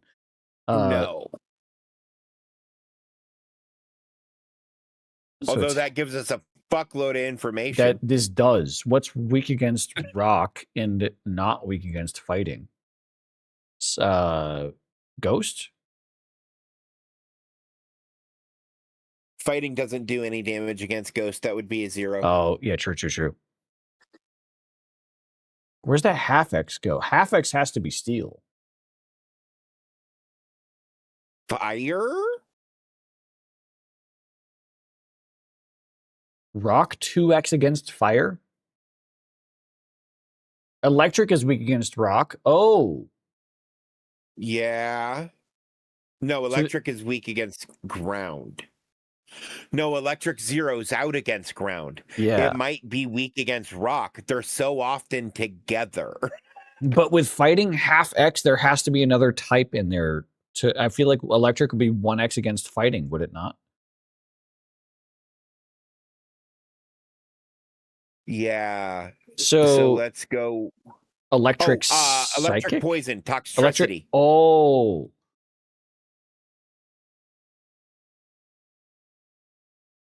Low-key. We'll do low-key. We're low-key on this. Okay. It is partial electric. I feel like we're confident on that. Wait, half X steel. Yeah.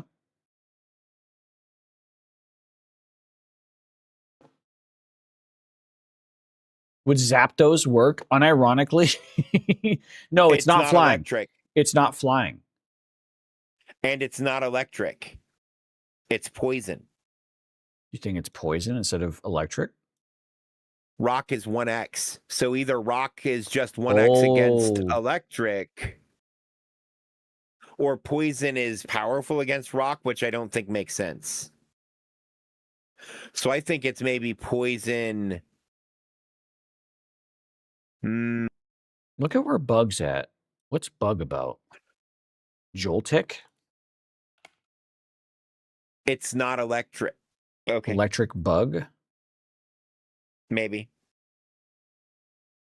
I mean, either way, we're guessing. That would make sense. That would make sense with the bug. With the bug there, that makes everything else make sense. Yeah. We're 50-50ing if it's electric or poison. Either way, our next guess is a draw, just like we don't know guess. So yeah, no, that's fair. This'll nail down if it's electric. Right. Okay. Jesus Christ, that was just it. No, that is charge a bug. Charge a bug. I keep forgetting there are so many electric types that are also bugs now. Vikavolt, Joltik. Yeah. Why so many bugs? True.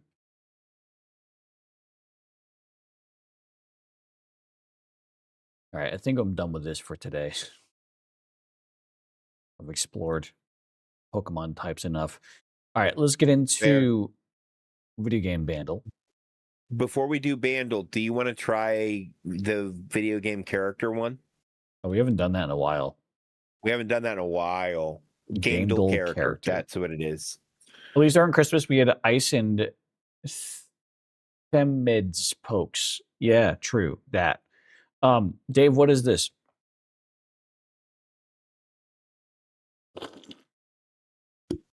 Themed. Okay. Pokies. No. Hang on.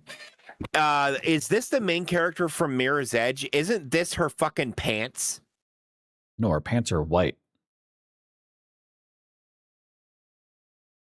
But I will. Oh, right. You can't guess a game until 3 attempts. Yeah, I can't remember her name. I was thinking this is Resident Evil, like Leon. Isn't that Resident Evil doesn't release art with white backgrounds ever. That's fair, Ever. but do we have a better guess? Because it will tell us like genre, it will tell us like type That's of fair. game, That's console.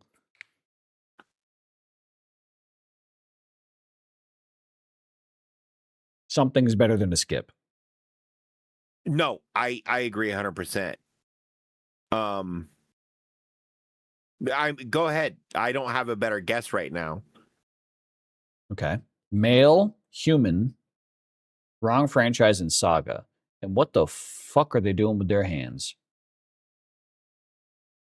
This is a different art style than I thought it was. This is I feel like this is a crotch fold. Well, and this has been cropped. The background's been cropped out.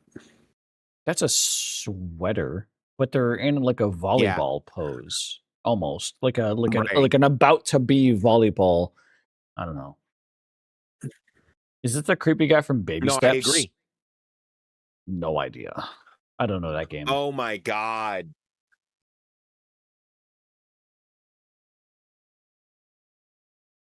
What is Baby Steps? Is it? I think isn't Baby Steps that game where oh, you're that the was chubby that's guy the and you're walking. That's the Fadian game. Yeah.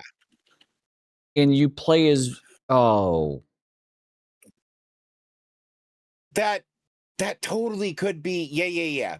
It could be. No, that totally could be Baby Steps because it's weird like that. Does he even have it? Does the character even have a name?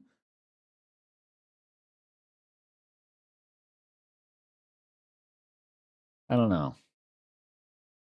Like, this could be Baby Steps. I really wanted to play Baby Steps when it was hot on Twitch, but Nate. His name is Nate. Is it Nate? Yep. You just stare at his butt and eats more and more of the onesie. Yeah, as goats repeatedly have sex with him. Nate. It is Nate. I always feel like this is supposed to be Wubby. I always feel like this is supposed to be Wubby. Rude. This is a faux on Wubby. The hands are a fucking salad finger ass hands, yeah. I really did want to play this game, much like Only Up, when like it was hot on Twitch, but it's not hot on Twitch anymore, so I feel like there's no point in playing it anymore. It is, I believe this is actually a Bennett Foddy game, too. Like it was worked on. Was this worked on by Bennett? No, it was there was another one. A difficult game about climbing was an actual Foddian game. Like worked on by Bennett Foddy. I believe so, yeah. All right, let's do another one of these. Stick of Truth? Oh, South Park, The Stick of Truth. This is Kyle's character. Nope. Okay, Stan?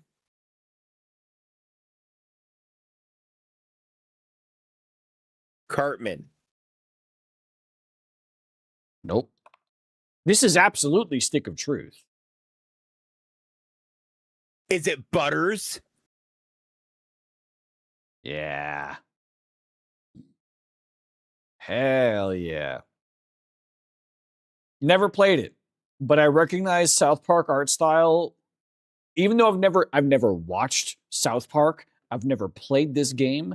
I know South Park art style you can't get wrong. South Park looks like 2000s internet flash videos. Yeah. Wait.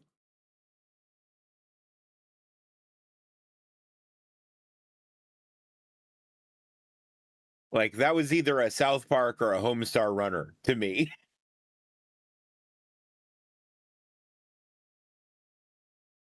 Hold up. Sleepy Kitty.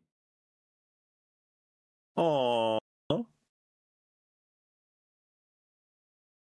Sleepy Kitty. That's Winton. Man, we nailed that one. We did. That felt really good, brother. I mean, I feel like that was so easy though. Let's do another one. Oh wait, hang on. No, previous.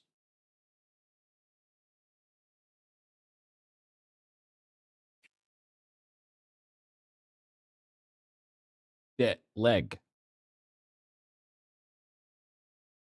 Is this Ace Paralegal or Ace? Momo Ace. fucking has a specific name. Phoenix Wright. Yeah, I was gonna say this looks like it's from the Holy Ace Attorney shit. games. Oh shit, I know that guy. name. He's from the first Ace Attorney game. I know that. Yeah, no. Now that I see his face, I know it. I would have never guessed him by this lower part of the leg. Holy You shit. see, to me, the way the pants were drawn screamed Phoenix Wright. I thought it was some JJK character, but that's because I've been recently watching Jujutsu Kaisen. I have recency bias in my brain. Fair. Do we want to do one more? We're one-shotting these. I feel bad. We got to do one more. Yeah. Pregnant lady. Oh.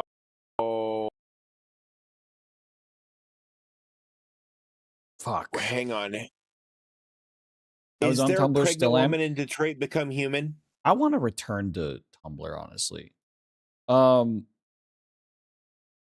Not that I know of.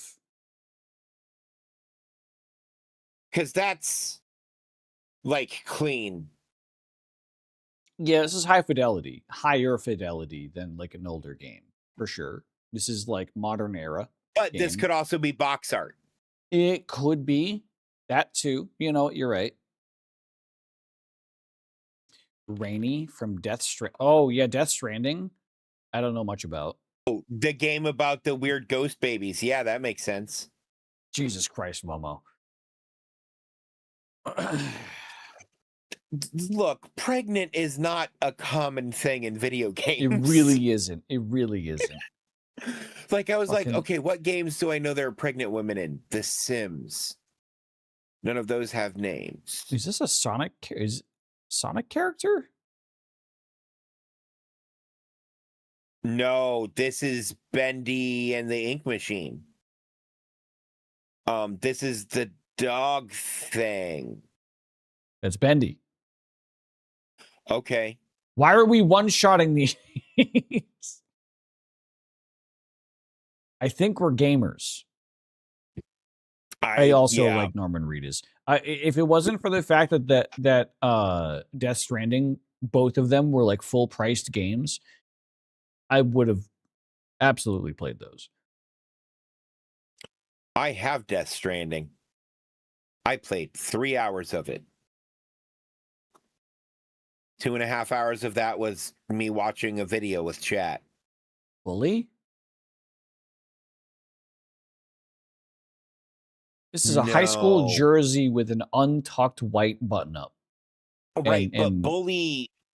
Okay, but Bully was made by Rockstar. It was they never yeah, do GTA flat engine. PNGs. Yeah, it was GTA engine. They never do flat PNGs in their art. I'm asking if it's a likewise. But that does feel like a high school kid untucked shirt, Letterman jacket. Hmm.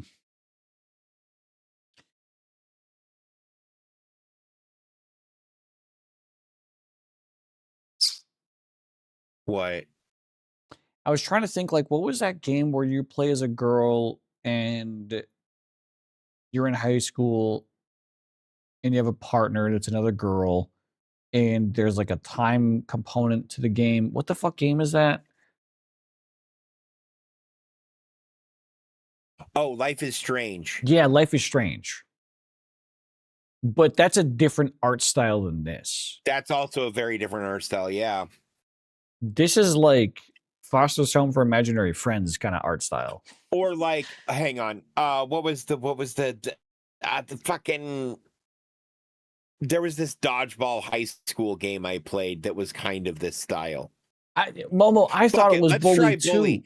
It also screams Bully to me, but the art feels wrong. Oh, what's the kid's name in Bully? But it could be loading screen Bully, which are like Rockstar does loading screens in comic book style. Sometimes they do, yeah, that's true.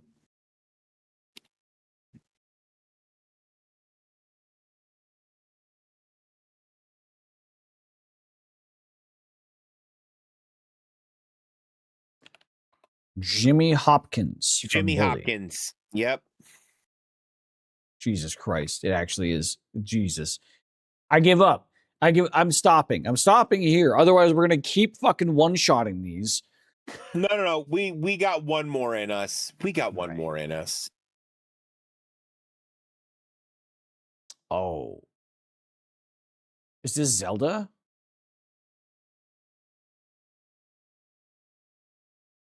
Modern Zelda?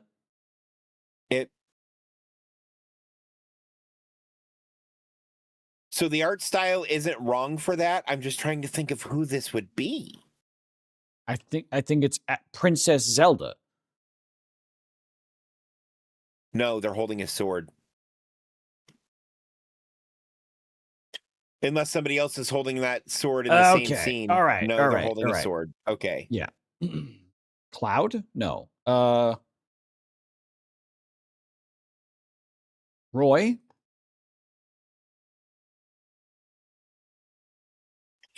I don't know what I don't recognize either of those swords. Oh, that does look like Blaze Blue though. Okay. It's not. Dragon Slayer. This could be a Dragon Slayer. I could be a Dragon Slayer. Can't guess a game until one more attempt. Oh, Mom was onto something.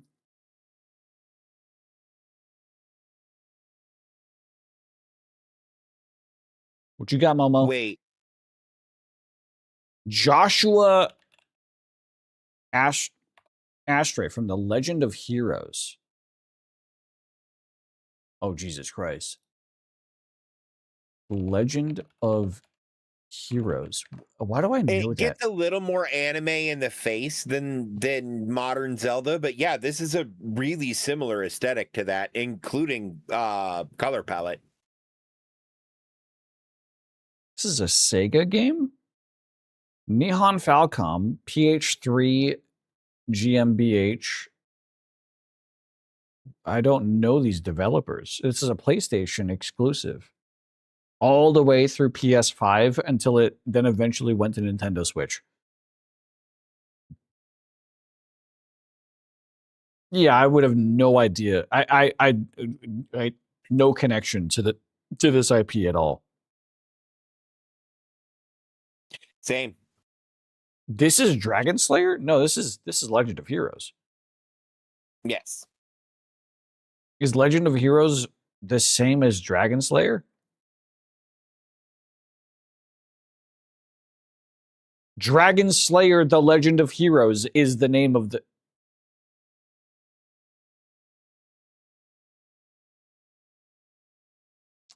Dave, can we stop this? Yep. Okay. Yep. Let's do video game Bandle. Yep. Let's kick video game ass in a different way. Yes.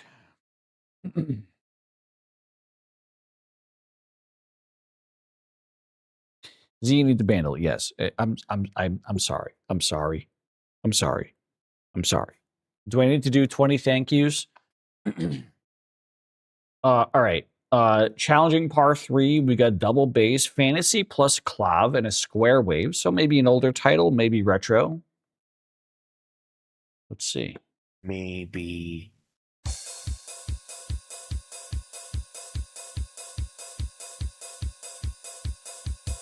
This is Donkey Kong Country. A lot of the country songs that are included in this game are not upbeat. But I'd be willing to give Donkey Kong Country a guess, but a lot of it is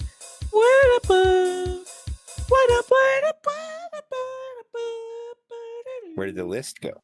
Oh, there it is. Yeah, we got Jungle Groove, Aquatic Ambience, and title theme. These two are slower songs. Yeah, and I don't think that's the title theme. It could be, but I don't think it is. And I don't think it's from Donkey Kong Country 2. We could slap this just to see if it's SNES if we don't really have any other guesses. I mean, that's fair. That's fair. Yeah, I'm down to throw that down as a guess because I know there are songs that are that tempo in that game. Yeah. And I don't remember what the title theme sounds like. We got nothing. NES, Mega Man.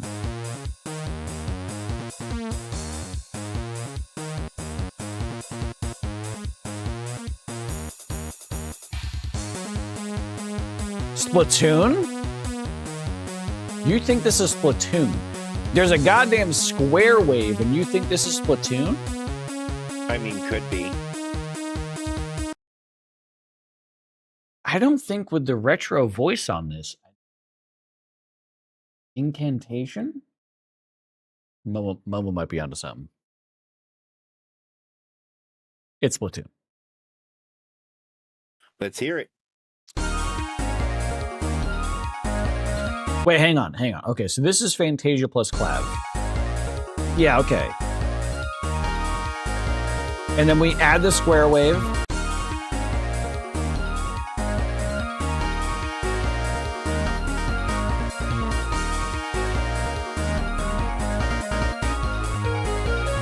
What do they sound like? Fair enough.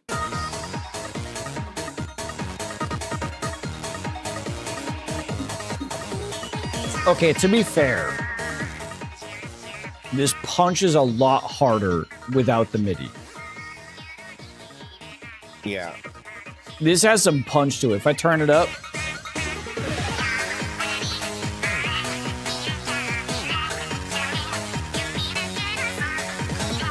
That hits. That hits. I fuck with that. Splatoon, I don't fuck with the game, but the music, that song's kind of cool. Next. This damn song. Moa has goddamn flashbacks. I can smell the bagel bites. Oh man, now I want bagel bites. I didn't eat the other half of that gummy, did I? No, good. We the got first half is arriving at the station. Clarinet, piano, sax, R3. Oh, is this that Tiny Toons game? I don't recall. Tiny Toons is not a game in here.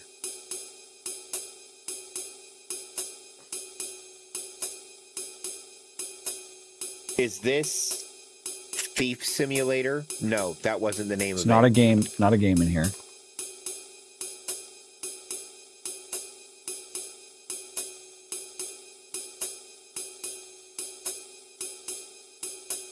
That's such a basic ass drum line. It really is. I'm relying on knowing there's clarinet, piano, and sax to know that this is definitely jazz. Phoenix Wright would have a jazz. Phoenix Wright. Phoenix Wright. It's not Godot's actually how you spell Phoenix. I know. I need to trick my brain. It's like saying right. BEA beautiful. I need to tell my brain it's BEA beautiful. Yeah. Yeah. It could be a cornered. Yeah. It is Ace Attorney. Momo, your nose is on the right track. Phoenix. It's the fragrance of dark because it's stinky. No, dark coffee because it's good smelling. Is it? Oh, it is good. I literally said it's not Godot's theme. I thought I knew Godot's theme.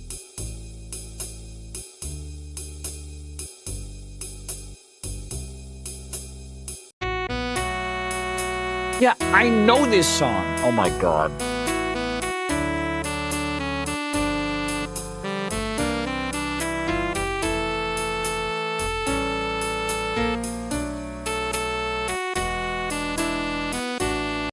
I'm washed.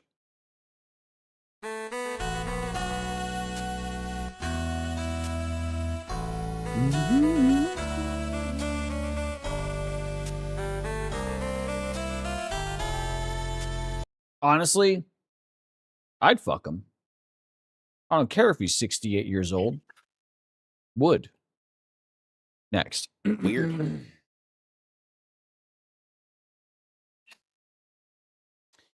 Part 2. Drums and additional drums. That people get it on additional drums, double square wave. It's an older game. This might be like a banjo. Or Donkey Kong 64. If Donkey Kong 64 was in this list, I would agree, but it's not. It's a very notable missing song feature from this list. I was going to say, there are so many good songs from that game. There's so many good songs from that game. They never included it in this game. There isn't anything from Perfect Dark or GoldenEye in this game either. There is a GoldenEye song, but it's the watch theme. Okay. I'm starting to have every single song of this fucking game memorized. Well, I was going to say, I'm starting to wonder if it's a Rare the publisher problem.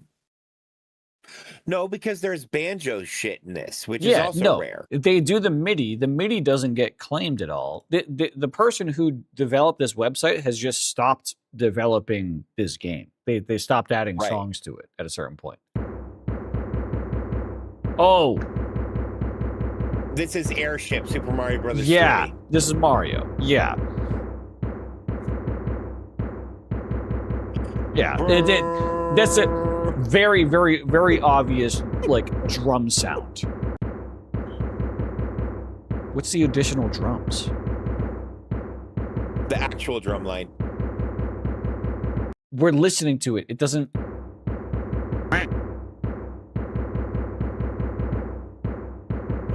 Some of those are doublet.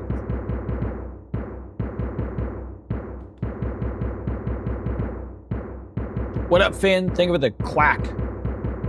Hope you had a good stream, by the way.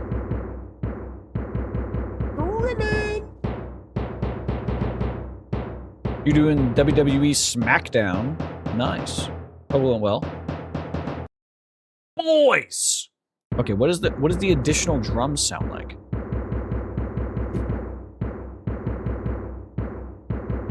There's just added drum beats in there somewhere. Uh-huh. Correct. SmackDown should not be 3 hours. I mean, it sounds like it was a good show then. Can we listen to the whole thing instead of just this drum line? Those aren't drums. Sorry, yeah. It's supposed to be a marimba.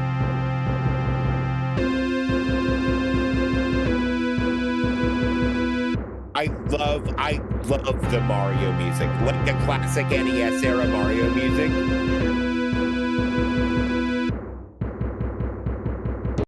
It really is good. Video not available, so we can't hear the actual thing. Also, I paused it at the coolest part. Wait, scroll down. I would like to point something out. No longer available due to a copyright claim by not the owner of that track. It does not say Nintendo or Koji Kondo.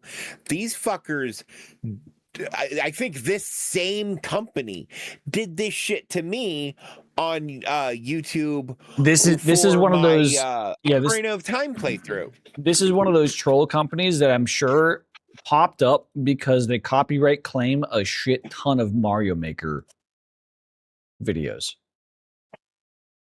This is designed to copyright claim maliciously Mario Maker videos so that they can just earn a shit ton of cash off of Mario Maker videos. Yep.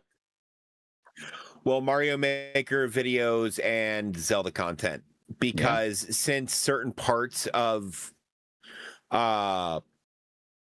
certain songs are in basically every Zelda game since those songs came out, they just tag those songs. Yeah.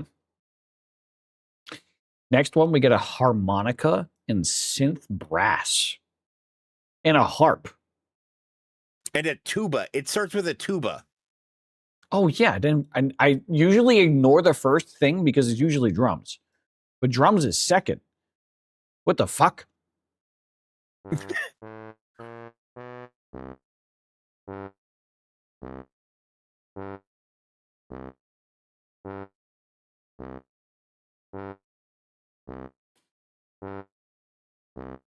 This is a Zelda-ass fucking village. Randy Newman. Is this... No. Is this Toy Story? No, that's not a song here. There's no Toy Story here. There's no Toy Story games? This sounds like a Zelda-ass village. This is a village. Minish Village? No, it's not Minish Village.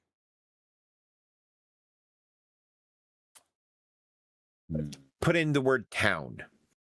Town. Final Fantasy, Pokemon. It's not Pokemon. None of this is Pokemon. Clock Town? No. Clock Town's depressing. No. Yeah. Most Zelda music is depressing. Early Zelda music. Later Zelda music gets a little bit more eccentric. That's fair. What if this was like Animal Crossing? Ooh, yep, that could be a thing. Nope.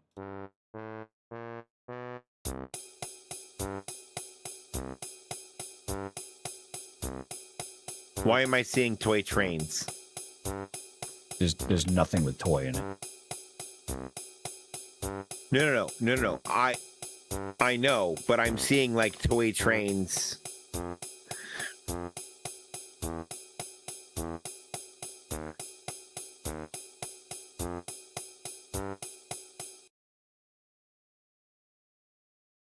Is it Arrow the Acrobat?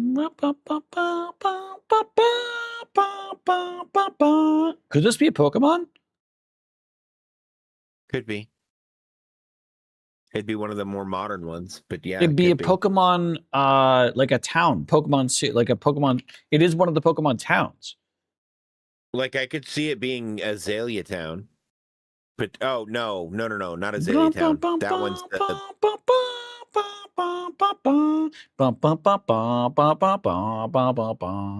What is that?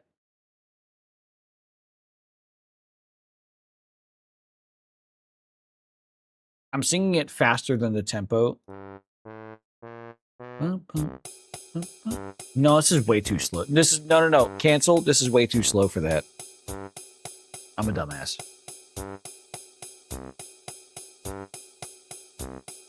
Underwater Mario from NES? No. Oh my god. No, start it over. She might be right.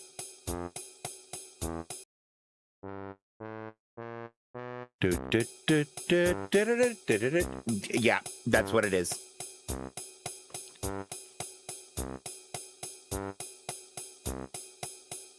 Which one? Oh, we got two. Mario Bros. 3 or 1? Oh, wait. The first one, I would guess. Okay. It is Super Mario Bros. What up, Tenna? Welcome home. It is Super Mario Bros. Not the same year, so it's got to be the third one then. Yeah, because they're the same song.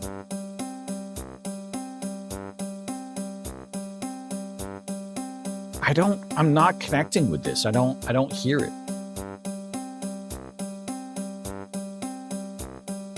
But it is that. Oh! Immediately. Yeah.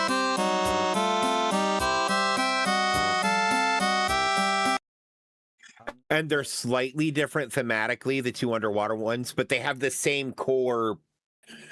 The MIDI version of this is torturous, so let's just hear the original. Yeah.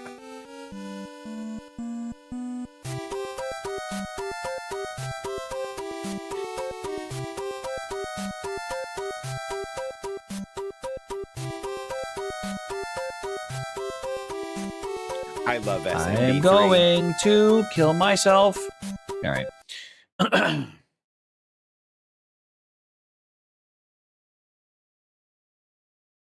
Come on. Website, please. Thank you. Don't leave me on an awkward silence. Oh, God, the lag. Don't. Yeah. One more. Uno más. Sometimes I see DuckTales flash on the list, and I'm mad we still haven't gotten a DuckTales. Yeah. I feel like we've gotten a once. DuckTale. We've gotten it once. Triangle wave. Flute. Calliope. Calliope circus organ. Double calliopes. 2 circus organ. Okay, so this is maybe an Undertale. This could be a Mario Kart. This is maybe a Mario Kart because there's a circus level. Yeah. Wario World. Wario's map. Yeah. Right. Oh.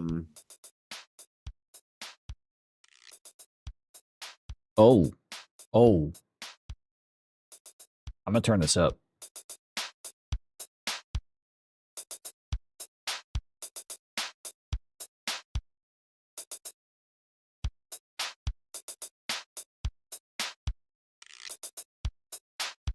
It's that.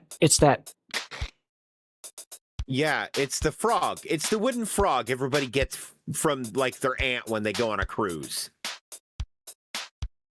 You know what I'm talking about. I've played that instrument professionally in a concert band. I know what you're talking about. It's not called a frog. It's I don't know what the fuck. I can't remember what the fuck it's called. They bring back the little statue of the wooden frog that has the stick through the eyes that the back does that. What was that game where you're totally not me characters basically? Are you talking about Kingdom for Keyflings? That's an Xbox game.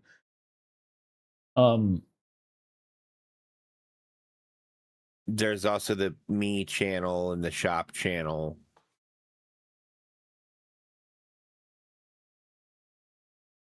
We don't have much options for Me's here. It's on a handheld. Okay.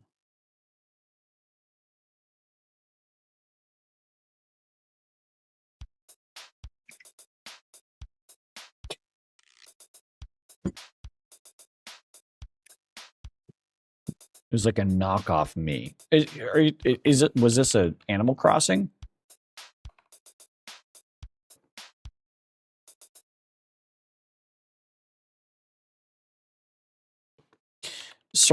Circus.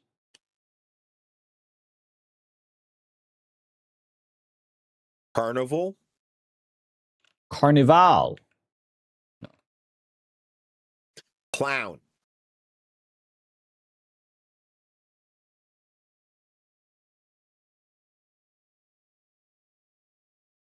Wario, good shout.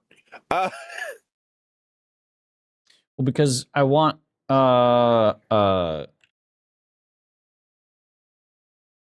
wasn't the Wario map part of Double Dash? Sorry, hang on. Waluigi Stadium. That's what I was thinking of. Waluigi Stadium. Okay. Maybe. No.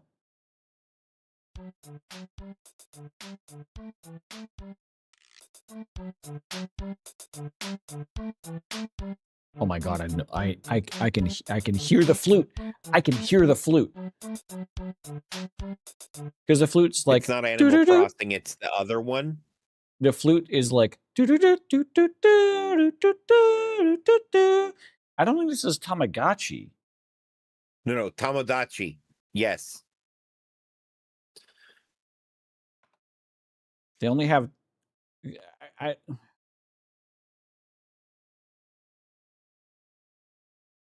don't think it is, but if it is, oh, it is. Okay, all right, fair enough.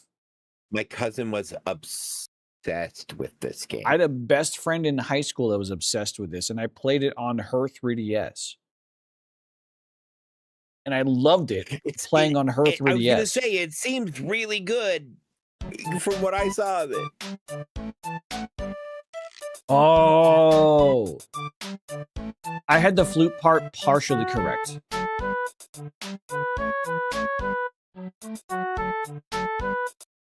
Fair enough.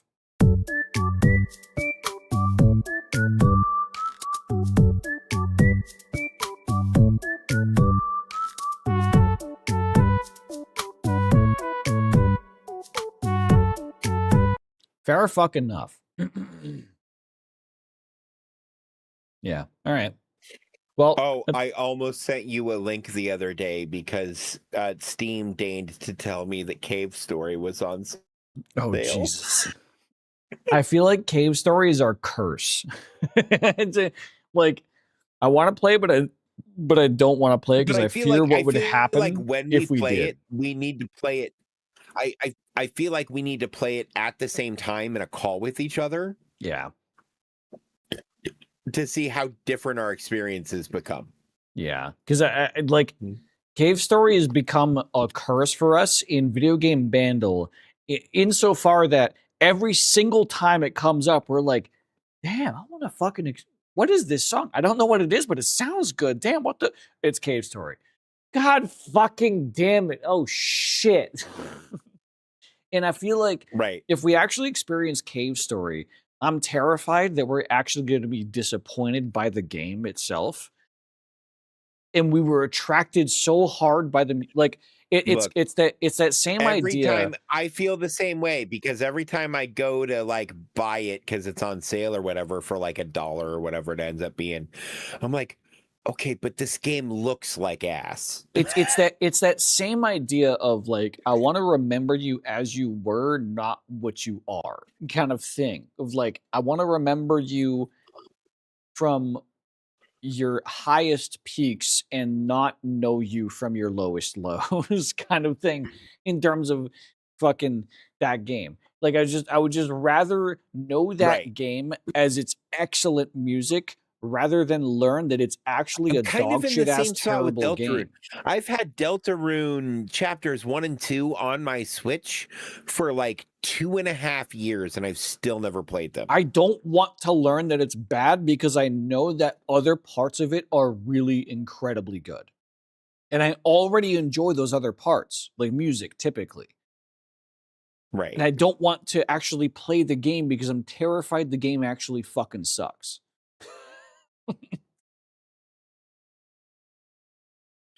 Yeah. Anyways, Real Vandal, 1.2 billion views, 2018, hip hop. Very hard. Oh, these people didn't know how weird life was going to get. No, these people did not foresee what the results of Harambe being shot was going to produce. Myself included.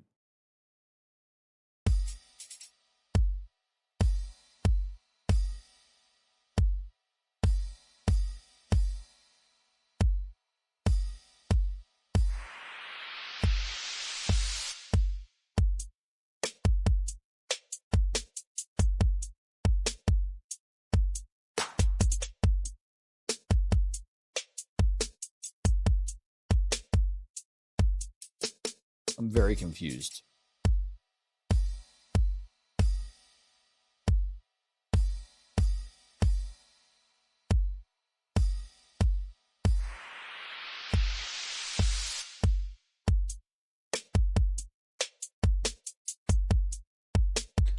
Harlem Shake. No. Okay, hang on. Is this the Daniel Thrasher song?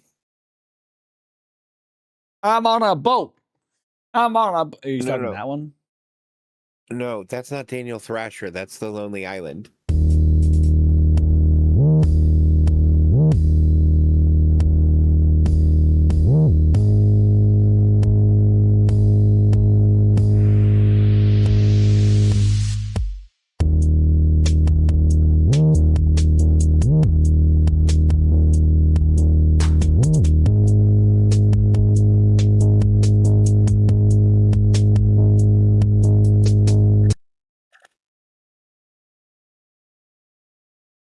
I'm drawing a blank. Hit me with it again. Oh,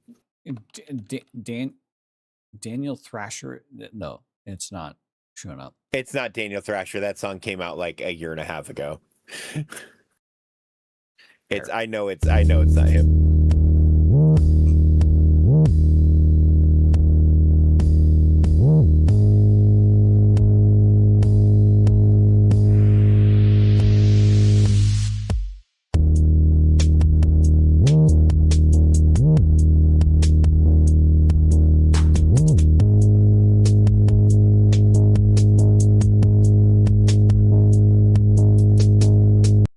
Here's where I wish that I had like FL Studio installed. I could hear a beat over top of this that would fucking bang. I don't know if it's the exact beat that would be in this song, but like with bass and drums and sound effect, like I feel like I could make something here. I'm trying to my brain's like, you should put down words to this, and I'm like, exactly. No, somebody already has words to this. That's like half of how I approach these things, that I'm like, I don't know what this is, but what does it sound like? What would I produce? Oh, that sounds like this then. From what I produced in my brain, that sounds like this other song. Oh, it's that other song. Right. But I got nothing. You got anything? Any guesses? Any artists? Okay, so this is gonna sound really dumb. Jason Derulo.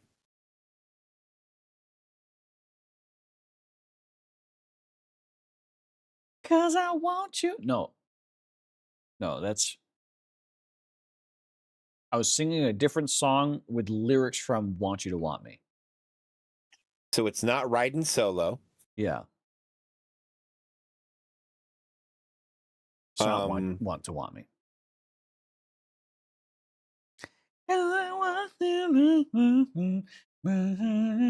That was the song I was singing. But want to want me. I don't know what that song is.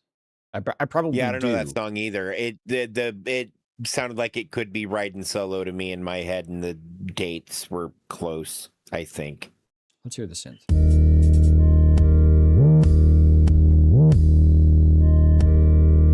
Oh.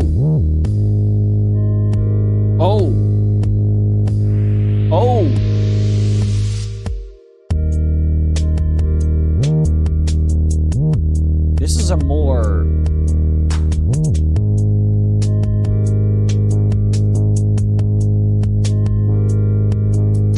people cry to this song.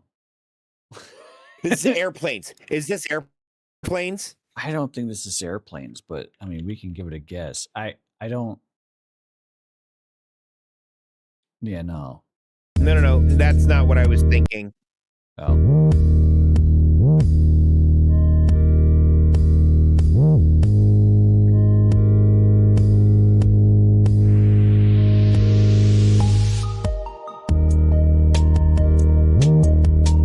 Paper Planes, that's it. We had Paper Planes like last week. Did we? Let's think of it. I'll give it a guess.